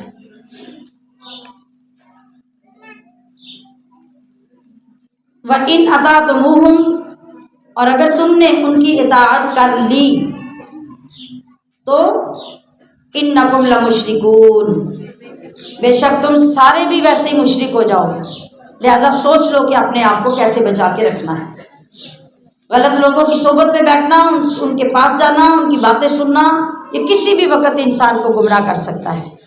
لہذا کبھی اس پہ اعتماد نہیں کرنا چاہیے۔ ہاں، اپنی سی کوشش کرنا کہ دوسرے لوگ گمراہی سے نکل آئیں، اس کو ضرور جاری رکھو۔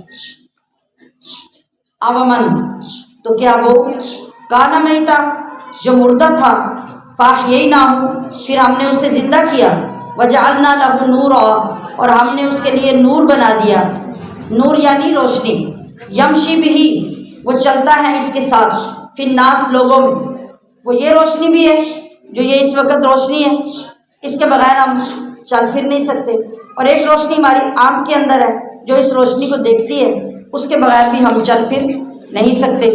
تو اللہ فرما رہا ہے کہ یہ دولت کس نے عطا کی؟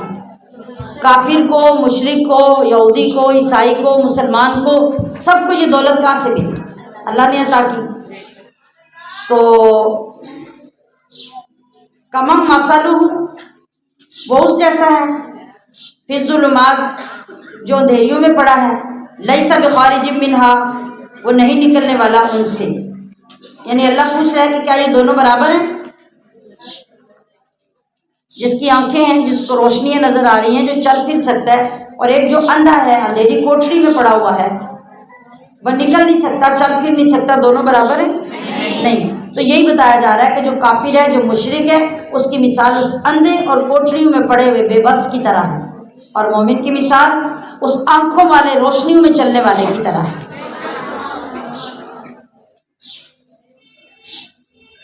کذالک زینا، اسی طرح مزین کیے گئے، للکافرین، کافروں کے لیے، ما کانوا یعملون، وہ اعمال جو وہ کیا کرتے تھے۔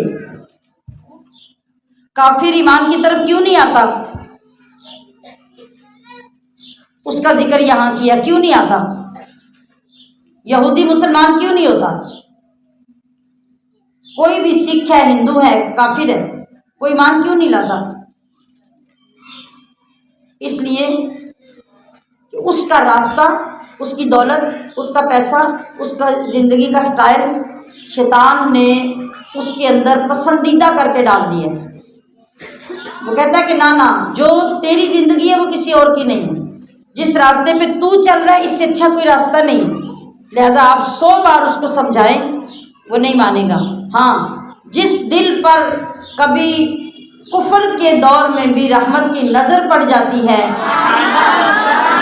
آپ جب اس بندے کو گائیڈ کرتے ہیں تو وہ کافروں کے بڑے خاندان میں سے بھی نکل کر آ کے کلمہ پڑھ لیتا ہے، عیسائیوں کے خاندان سے نکلتا ہے، یہودیوں کے خاندان سے نکلتا ہے، سکھوں سے باہر آتا ہے، آ کے کلمہ پڑھتا ہے اور اپنی زندگی کو بدل لیتا ہے۔ اللہ نے چاہا، آپ کی کوشش اور اس کی قسمت نے ساتھ دیا تو وہ نکل آیا۔ کہیں نہ کہیں اس نے سوچا تھا کہ کیا میں ٹھیک ہوں یا غلط ہوں، یہ کہنے والا ٹھیک کہہ رہا ہے یا جو میں کر رہا ہوں وہ ٹھیک ہے۔ پھر اس کے اندر سے فیصلہ آیا کہ ٹھیک تو نہیں ہے، جس راستے کی طرف تجھے بلایا جا رہا ہے ٹھیک وہ ہے، وہ نکل آیا۔ اور شیطان جن کے اوپر مسلط ہو جاتا ہے، کوئی بات دائیں بائیں سے اندر جانے نہیں دیتا، اور وہ اڑے رہتے ہیں کہ نہیں جس پہ ہم ہیں بس وہی ہے۔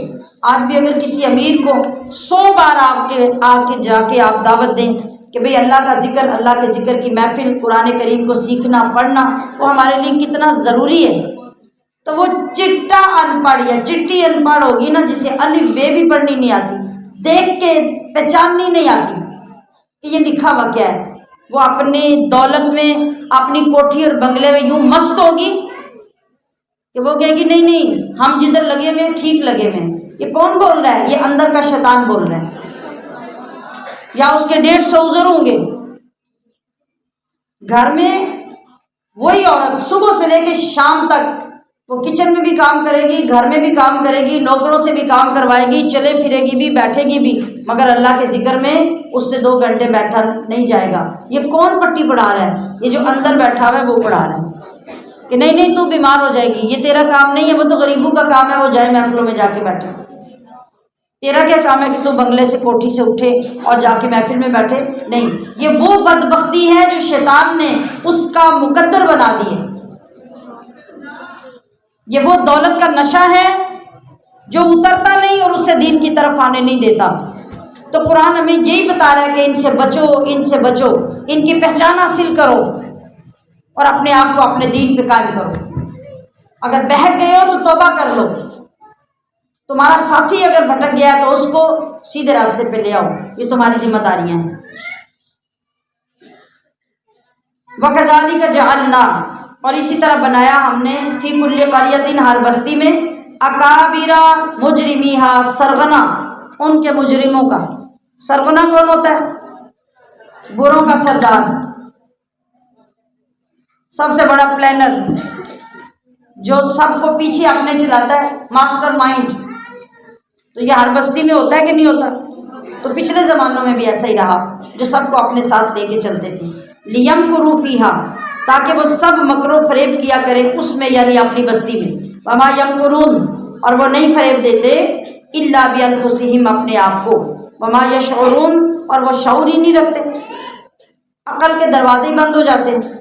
जो बंदा लूट मार करता है, 20 बंदे उसने अपने तैयार कर रखे हैं और वो इलाकों में भेज देता है, पीछे बैठ के जश्न मनाता है, शराबें पीता है, सिगरेट पीता है कि आप मेरी कमाई आने वाली है।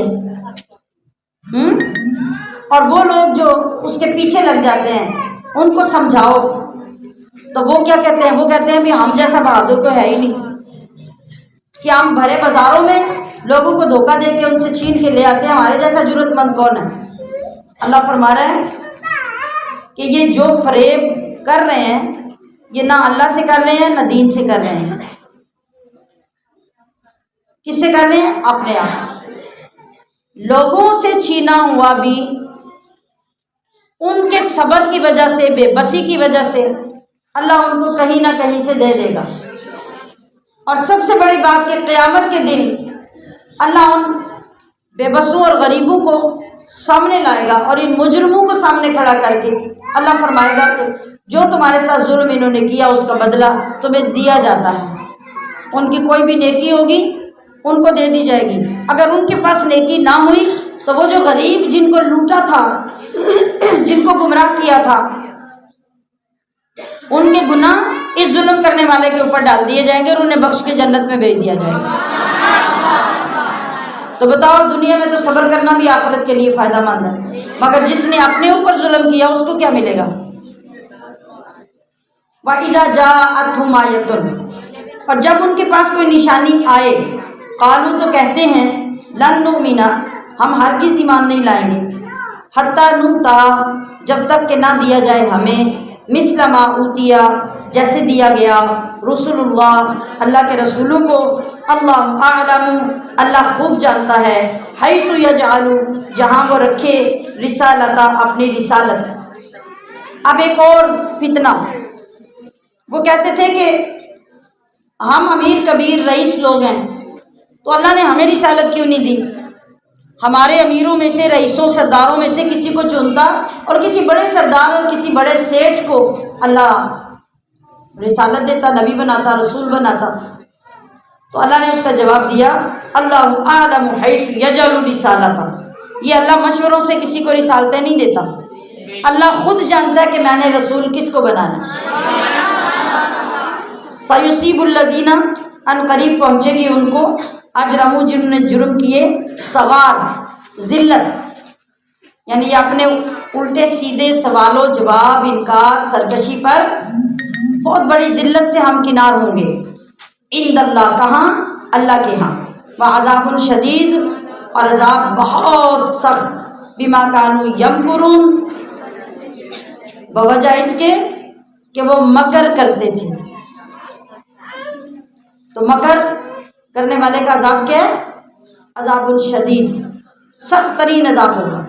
फमन युरिदिल्लाह, फिर जिसको चाहता है अल्लाह, अन यहदियहु, कि उसको हिदायत दे, यशराह, तो कुशादा कर देता है, सुभान अल्लाह, सदरहु, उसका सीना, लिल इस्लाम, इस्लाम के। ये अल्लाह का निज़ाम है। गुमराहों में, अनपढ़ों में, जाहिलों में, सरकशों, नाफरमानों में अल्लाह जब फैसला करता है ना कि मैं इनको हिदायत की तरफ लाऊं, तो अल्लाह उनके सीने खोल देता है। हिदायत की बात आती जाती है, वो उनके सीनों के अंदर समाती जाती है। वो हक को कबूल करने के काबिल हो जाते हैं। और फिर दुनिया इस तरह देखती है कि जिन्होंने कभी नमाज नहीं पढ़ी थी वो तहज्जुदें पढ़ने लग जाती हैं,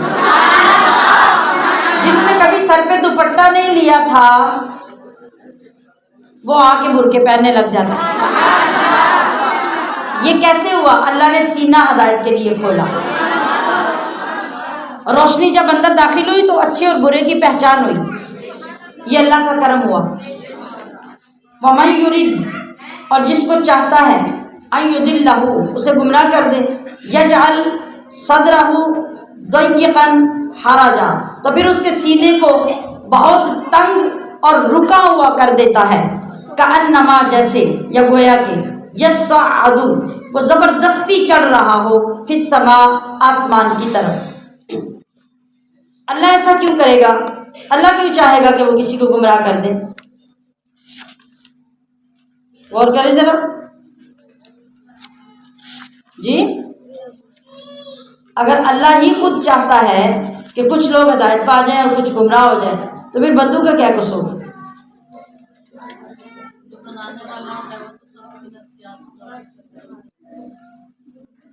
جی، اللہ نے جس کو جنت کے لیے پیدا کیا اس کے لیے جنت کے راستے آسان ہیں، جس کو دوزخ کے لیے پیدا کیا اس کے لیے دوزخ کے راستے آسان ہیں۔ اور دوزخ کے راستے کہاں آسان ہوتے ہیں؟ اللہ نے دو چیزیں رکھی ہیں، دو چیزیں، جنت اور دوزخ، اور خود ارشاد فرمایا وَهَدَيْنَاهُ النَّجْدَيْنِ، ہم نے انسان کو دو راستے دکھا دیے ہیں، دو چیزیں دکھا دی ہیں۔ پسند انسان نے کرنا ہے۔ یہ میرے سامنے دو مائک رکھے ہیں، ایک گولڈن ہے ایک بلیک ہے، یہ گرے ہے، ٹھیک ہے۔ اب آپ کو اوپن آپشن دے دیا میں نے کہ یہ گولڈن ہے یہ گرے ہے، ہیں دونوں مائک، دونوں چلانے کے لیے۔ اب آپ نے یہ دیکھنا ہے کہ آپ کو اس میں سے جو لینا ہے وہ آپ لے لیں۔ اب میں نے آپ پہ اختیار چھوڑ دیا۔ اب اگر آپ اپنی مرضی سے گرے پسند کر لیں تو کسی کا کیا قصور ہے؟ اور جو خوش نصیب گولڈن پسند کر لیں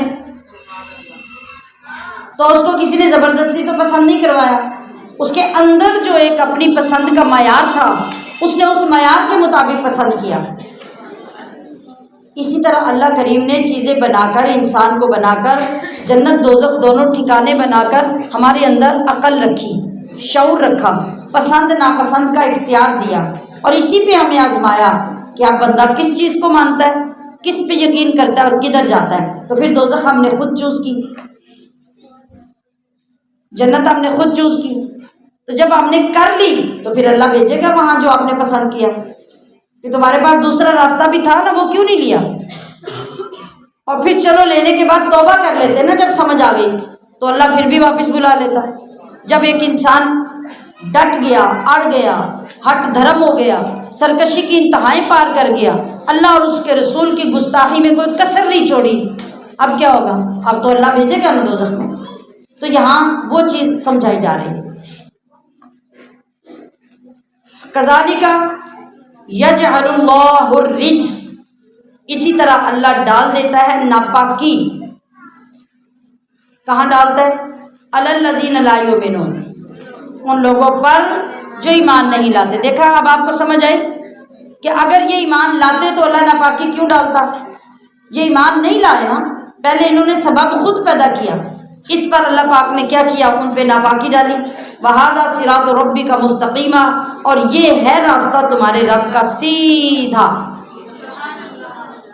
قَدْ فَصَّلْنَا، تحقیق ہم نے کھول کر بیان کر دی، الآیات آیتیں، لِقَوْمٍ، ان لوگوں کے یا اس قوم کے لیے، یذکرون، جو نصیحت مانتے ہیں۔ یہ سیدھی سی صاف سی آسان سی بات ہے کہ فائدہ کس کو ہوتا ہے؟ اگر اپنے گھر کا کوئی بڑا ہی ہو نا اور وہ بچوں کو سمجھائے، دو بچے ہیں، دونوں کو گھر والوں نے سمجھایا کہ بھئی یہ کام غلط ہے، اسے چھوڑ دو اور اس راستے پہ چلو، یہ تمہارے لیے فائدہ مند ہے۔ مجھے بتاؤ کہ دونوں بچوں میں سے کون کامیاب ہوگا؟ جو نصیحت مان لے گا۔ دو بچے موٹر سائیکل لے کے باہر نکلتے ہیں، ایک ون ویلنگ کرتا ہے اور دوسرا نہیں کرتا، ماں یا باپ اس کو سمجھاتے ہیں کہ یہ بڑی خطرے کی بات ہے، اسے چھوڑ دو اور اچھے طریقے سے موٹر بائک چلایا کرو۔ ایک بچے کی بات سمجھ میں آ گئی، اس نے کہا کہ نہیں، میری ماں نے سمجھایا اگر میں نے اس کے خلاف کیا تو ہو سکتا ہے اللہ مجھے سزا دے، تو میں نے آئندہ ایسا نہیں کرنا۔ اس نے ون ویلنگ چھوڑ دی۔ دوسرے نے کہا کہ لو، یہ بڑے بوڑھے اسی طرح کہتے رہتے ہیں، اس سے کیا فرق پڑتا ہے؟ 2 دن بعد ایکسیڈنٹ ہوا، مار کے گھر آ گیا، فائدہ کس کا ہوا؟ اسی کا ہوا نا جس نے بات مان لی۔ تو اللہ فرما رہا ہے کہ ہم نے جو کتابیں، یہ جو کتاب اور احکام نازل کیے ہیں، ہم نے مفصل بیان کر دیے ہیں، کس کے لیے؟ جو نصیحت مانتے ہیں ان کو یہ کتاب فائدہ دے گی، جو نصیحت پہ عمل کرنے والے لوگ ہیں، اور جو نہیں کریں گے ان کا انجام وہی ہوگا۔ لہم دار السلام، سبحان اللہ، دار السلام کون ہے؟ جنت، سلامتی کا گھر۔ تو جو نصیحت مان کے چلیں گے ان کے لیے سلامتی کا گھر ہے عند ربہم، ان کے رب کے پاس، وَهُوَ وَلِيُّهُمْ، اور وہ ان کا مولا ہے، بِمَا كَانُوا يَعْمَلُونَ، یہ سب نعمتیں کیوں ملی؟ اس وجہ سے کہ وہ جو عمل کیا کرتے تھے، یعنی اچھے عمل۔ وَيَوْمَ يَحْشُرُهُمْ، اور جس دن وہ جمع کرے گا ان جمیع تمام کو، تو پھر کیا کہے گا جمع کر کے؟ یا معشر الجن، اے جنوں کے گروہ، قد استکثرتم، بے شک تم نے بہت زیادہ گمراہ کیا، من الانس، انسانوں میں سے۔ جنات کس سے بنائے گئے ہیں؟ شیطان کس سے بنا ہے؟ آگ سے۔ تو یہ ایک ہی خاندان کے ہے نا؟ ہاں، ویسے جس طرح انسانوں میں بھی نیک اور بد ہوتے ہیں، اس طرح جنات میں بھی نیک اور بد ہوتے ہیں، لیکن اکثر ایسے ہی ہیں جو شیطان کے چیلے ہیں اور دنیا میں لوگوں کو یہ گمراہ کرتے ہیں مختلف طریقوں سے۔ وقال اولیاؤہم، اور کہیں گے ان کے دوست، من الانس، انسانوں میں سے، ربنا، اے ہمارے رب، استمتع، فائدہ اٹھایا، بعضنا ببعض، ہم نے ایک دوسرے سے، وبلغنا، اور ہم پہنچ گئے، اجلنا، اپنی میعاد کو، الذی، وہ جو، اجلت لنا، تو نے مقرر کی تھی ہمارے لیے۔ قال النار، فرمائے گا اے میرے بندے، آگ، مسواکم، تیرا ٹھکانہ ہے، خالدین فیہا، ہمیشہ رہنے والے ہو تم اس میں، الا ما شاء اللہ، مگر جس کو اللہ نجات دے، ان ربک حکیم علیم، بے شک تیرا رب حکمت والا، علم والا ہے۔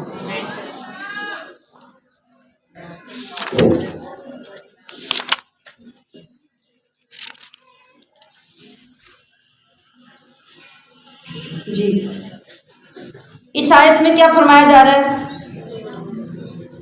کہ انسانوں میں سے ان کے دوست کہیں گے، کن کے دوست؟ جو جنوں کے دوست تھے۔ انسانوں میں سے جو جنات کے دوست ہوں گے، یعنی جنہوں نے بدعمالیاں ان کے ساتھ لگ کے کی ہوں گی، ان نے دوستی کی ہوگی نا، اور جنات نے انسانوں سے فائدہ اٹھایا کہ انسانوں نے ان کی پوجا کی، ان کی فرما برداریاں کی، اور انہوں نے ان کو اس راستے پہ چلایا، تو دونوں ایک دوسرے کے ساتھ دوست ہو گئے۔ تو وہ کیا کہیں گے کہ آج ہم اس مدت کو پہنچ گئے ہیں جو تو نے ہمارے لیے مقرر کی تھی، یعنی قیامت۔ ہائے وہ وقت گزر گیا اور قیامت آ گئی، اب حسرت اور ندامت کے سوا کچھ نہیں رہا۔ تو اللہ تعالیٰ فرشتوں سے کہے گا کہ انہیں کہہ دو کہ اب تمہاری ان فراڈ والی باتوں سے اور چکنی چپڑی باتوں سے اب کچھ نہیں ہونے والا، اب آگ ہی تمہارا ٹھکانہ ہے جہاں تم ہمیشہ رہو گے۔ آگے کہا گیا کہ الا ما شاء اللہ، مگر جسے چاہے اللہ، یعنی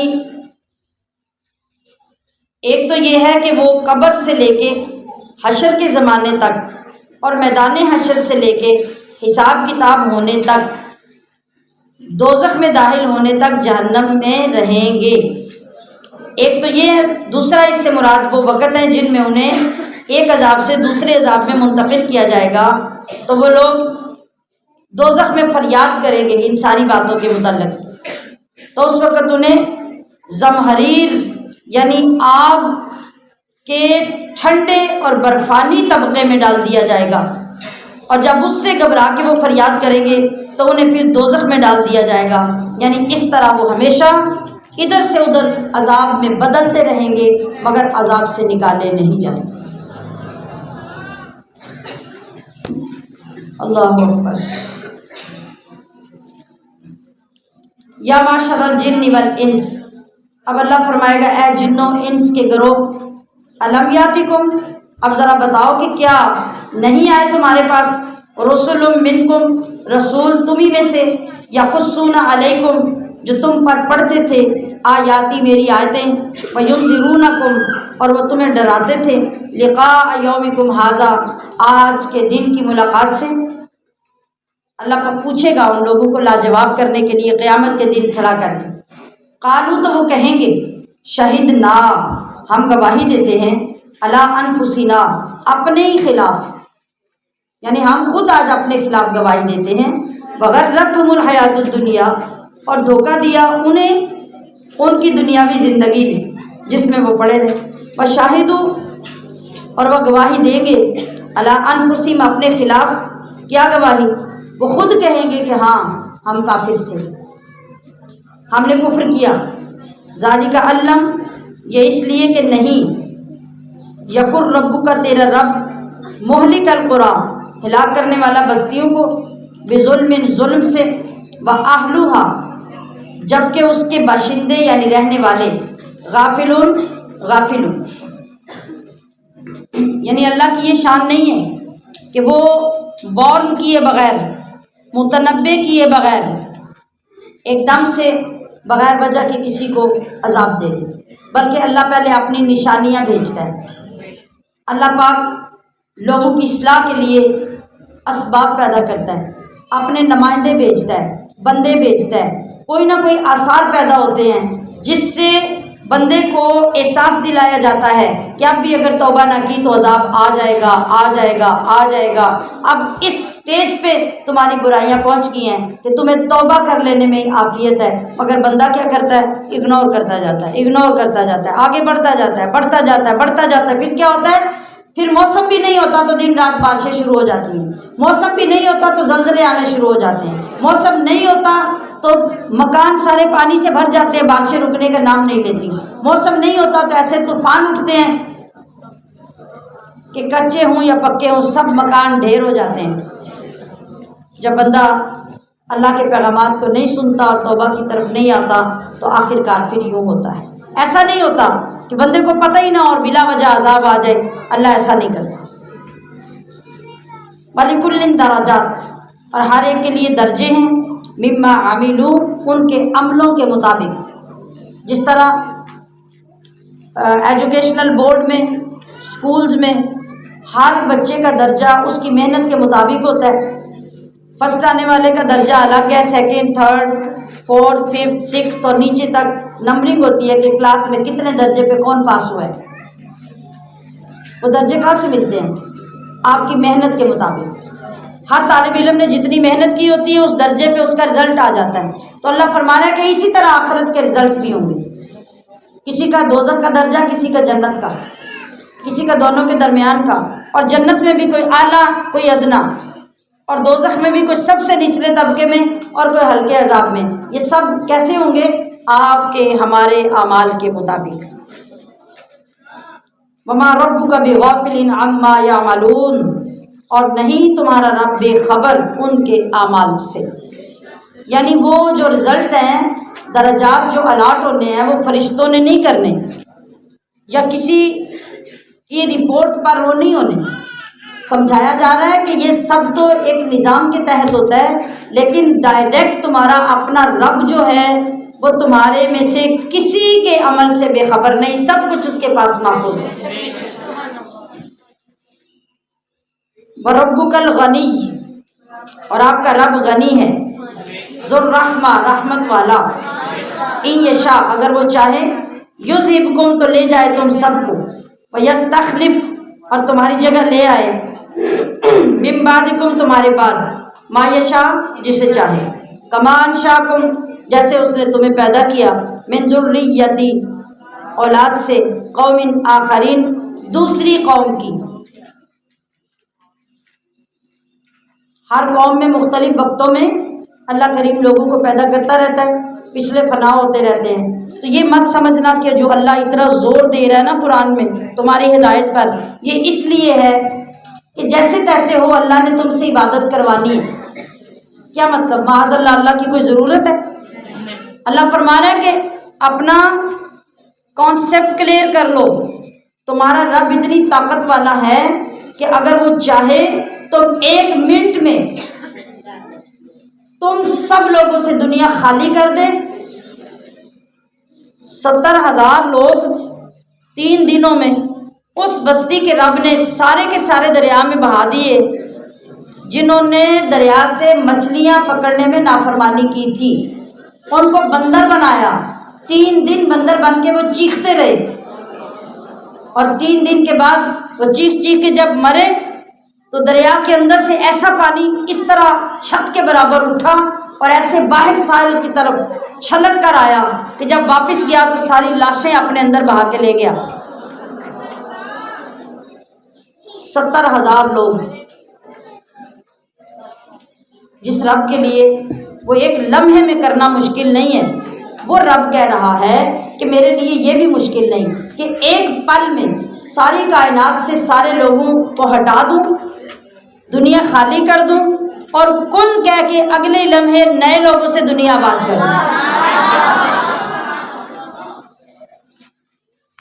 تو انما توعدون لآت، بے شک جس کا تمہیں وعدہ دیا جاتا ہے وہ ضرور آنے والا ہے۔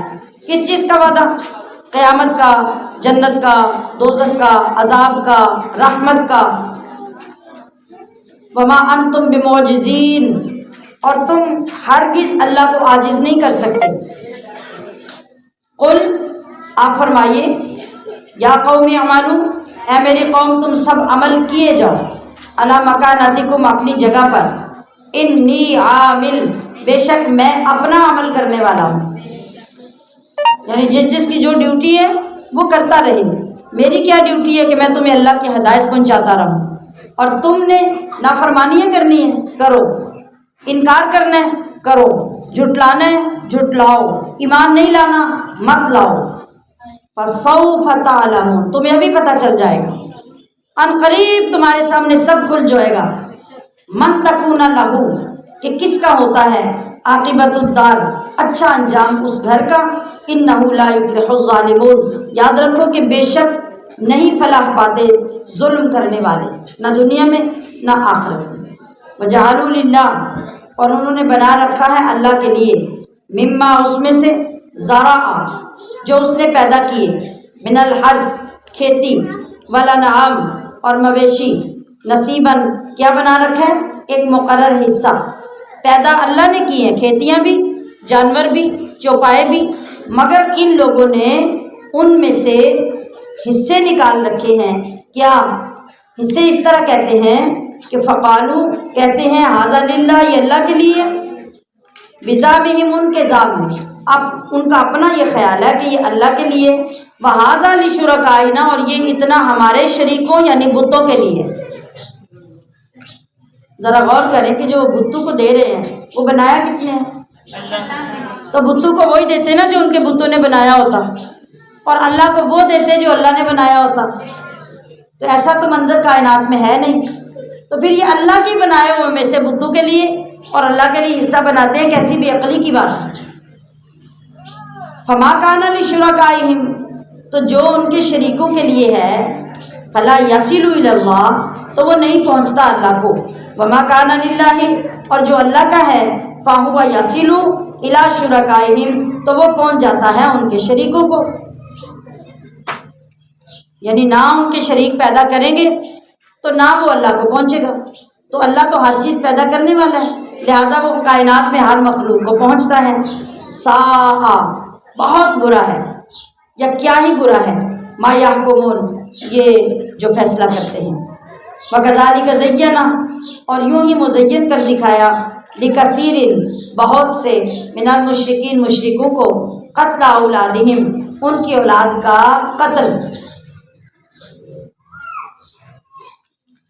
شرکاؤہم، ان کے شریکوں نے، لیردوہم، تاکہ وہ ہلاک کر دیں، ولیلبسوا، اور تاکہ وہ خلط ملط کر دیں، مکس اپ کر دیں، علیہم، ان پر، دینہم، ان کا دین، ولو شاء اللہ، اور اگر اللہ چاہتا، ما فعلوا، تو وہ ایسا نہ کرتے، فذرہم وما یفترون، تو چھوڑ دیجئے انہیں اور وہ جو بہتان گھڑتے ہیں۔ یہ وہ کام ہے ان کے جو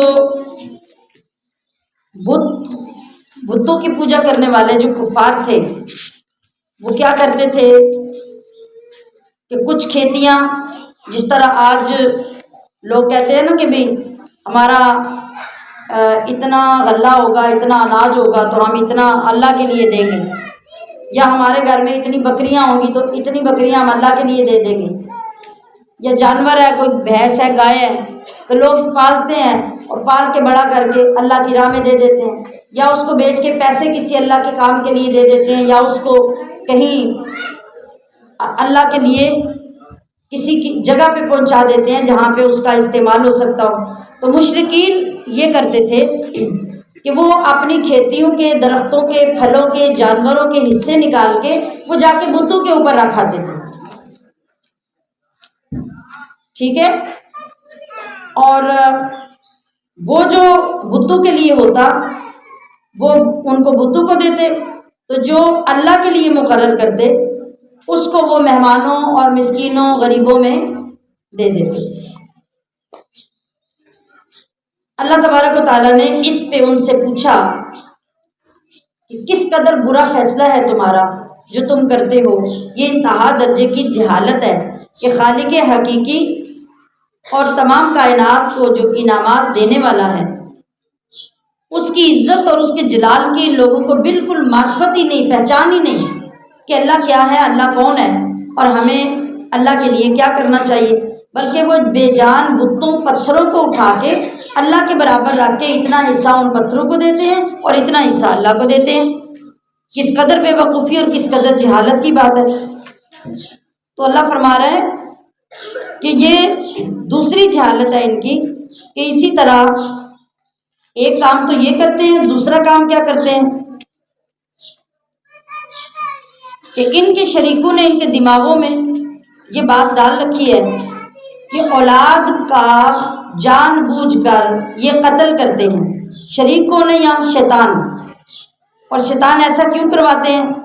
کبھی تو اس لیے کہ ان لوگوں کو آپ نے یہ سن رکھا ہے کہ پچھلے زمانے میں مختلف کاموں کے لیے جب رکاوٹیں آ جاتی تو لوگ منتیں مانگ دیتے کہ جوان بیٹی کو اس کے لیے پیش کر دیا جائے گا، اس کو ذبح کر دیا جائے گا اور ذبح کر کے بتوں پہ چڑھا دیا جائے گا، یا بچے ان کے نام پہ چڑھا دیے جائیں گے۔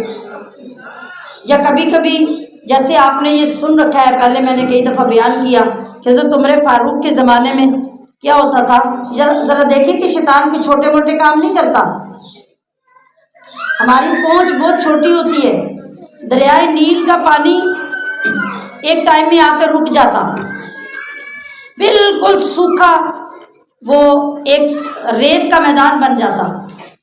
لوگوں کے اندر یہ مشہور تھا کہ جب یہ پانی سوکھتا ہے تو دریائے نیل اس وقت ایک اپنے لیے وہ چڑھاوا مانگتا ہے۔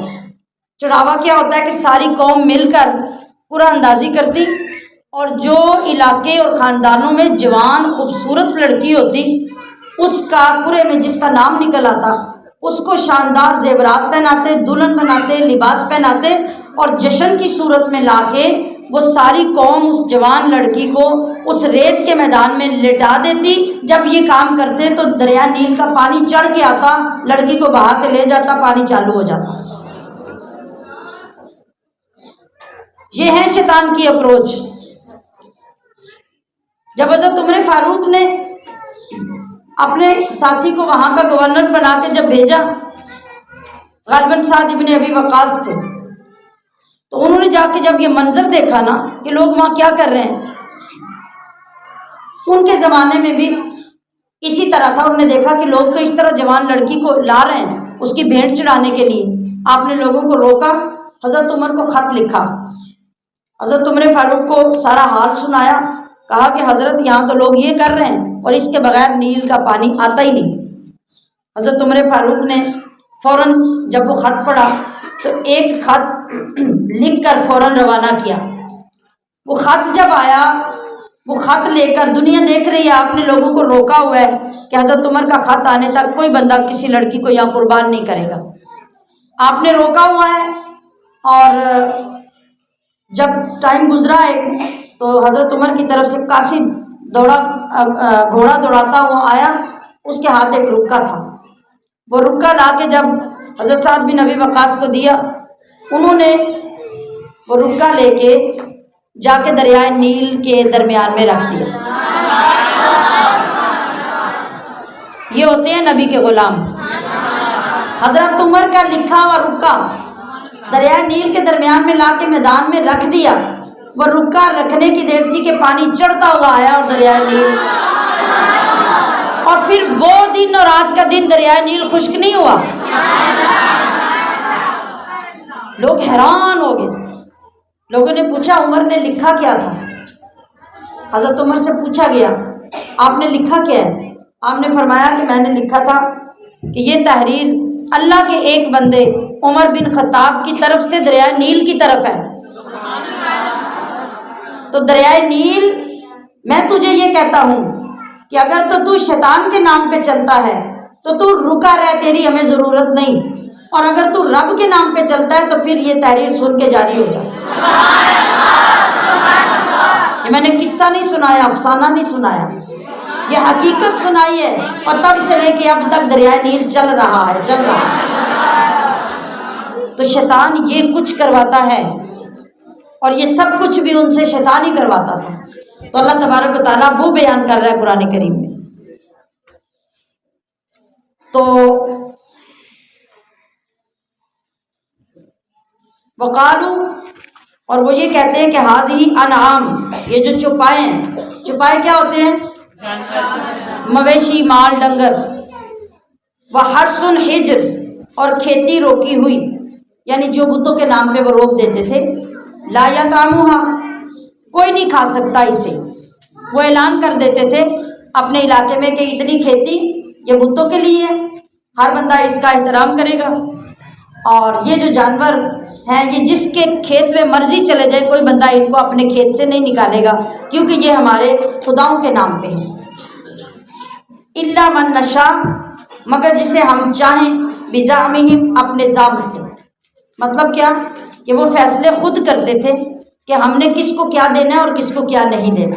وانعام، اور کچھ جانور حرمت، حرام کی گئی تھی، ظہورھا، ان کی پیٹھیں، پشتیں۔ وانعام، اور کچھ جانور لا یذکرون، کہ نہیں ذکر کرتے، اسم اللہ علیہا، اللہ کا نام ان پر، افتراء، جھوٹ باندھتے ہوئے، علیہ، اس پر۔ سیجزیہم، ان قریب وہ سزا دے گا انہیں۔ کون؟ اللہ،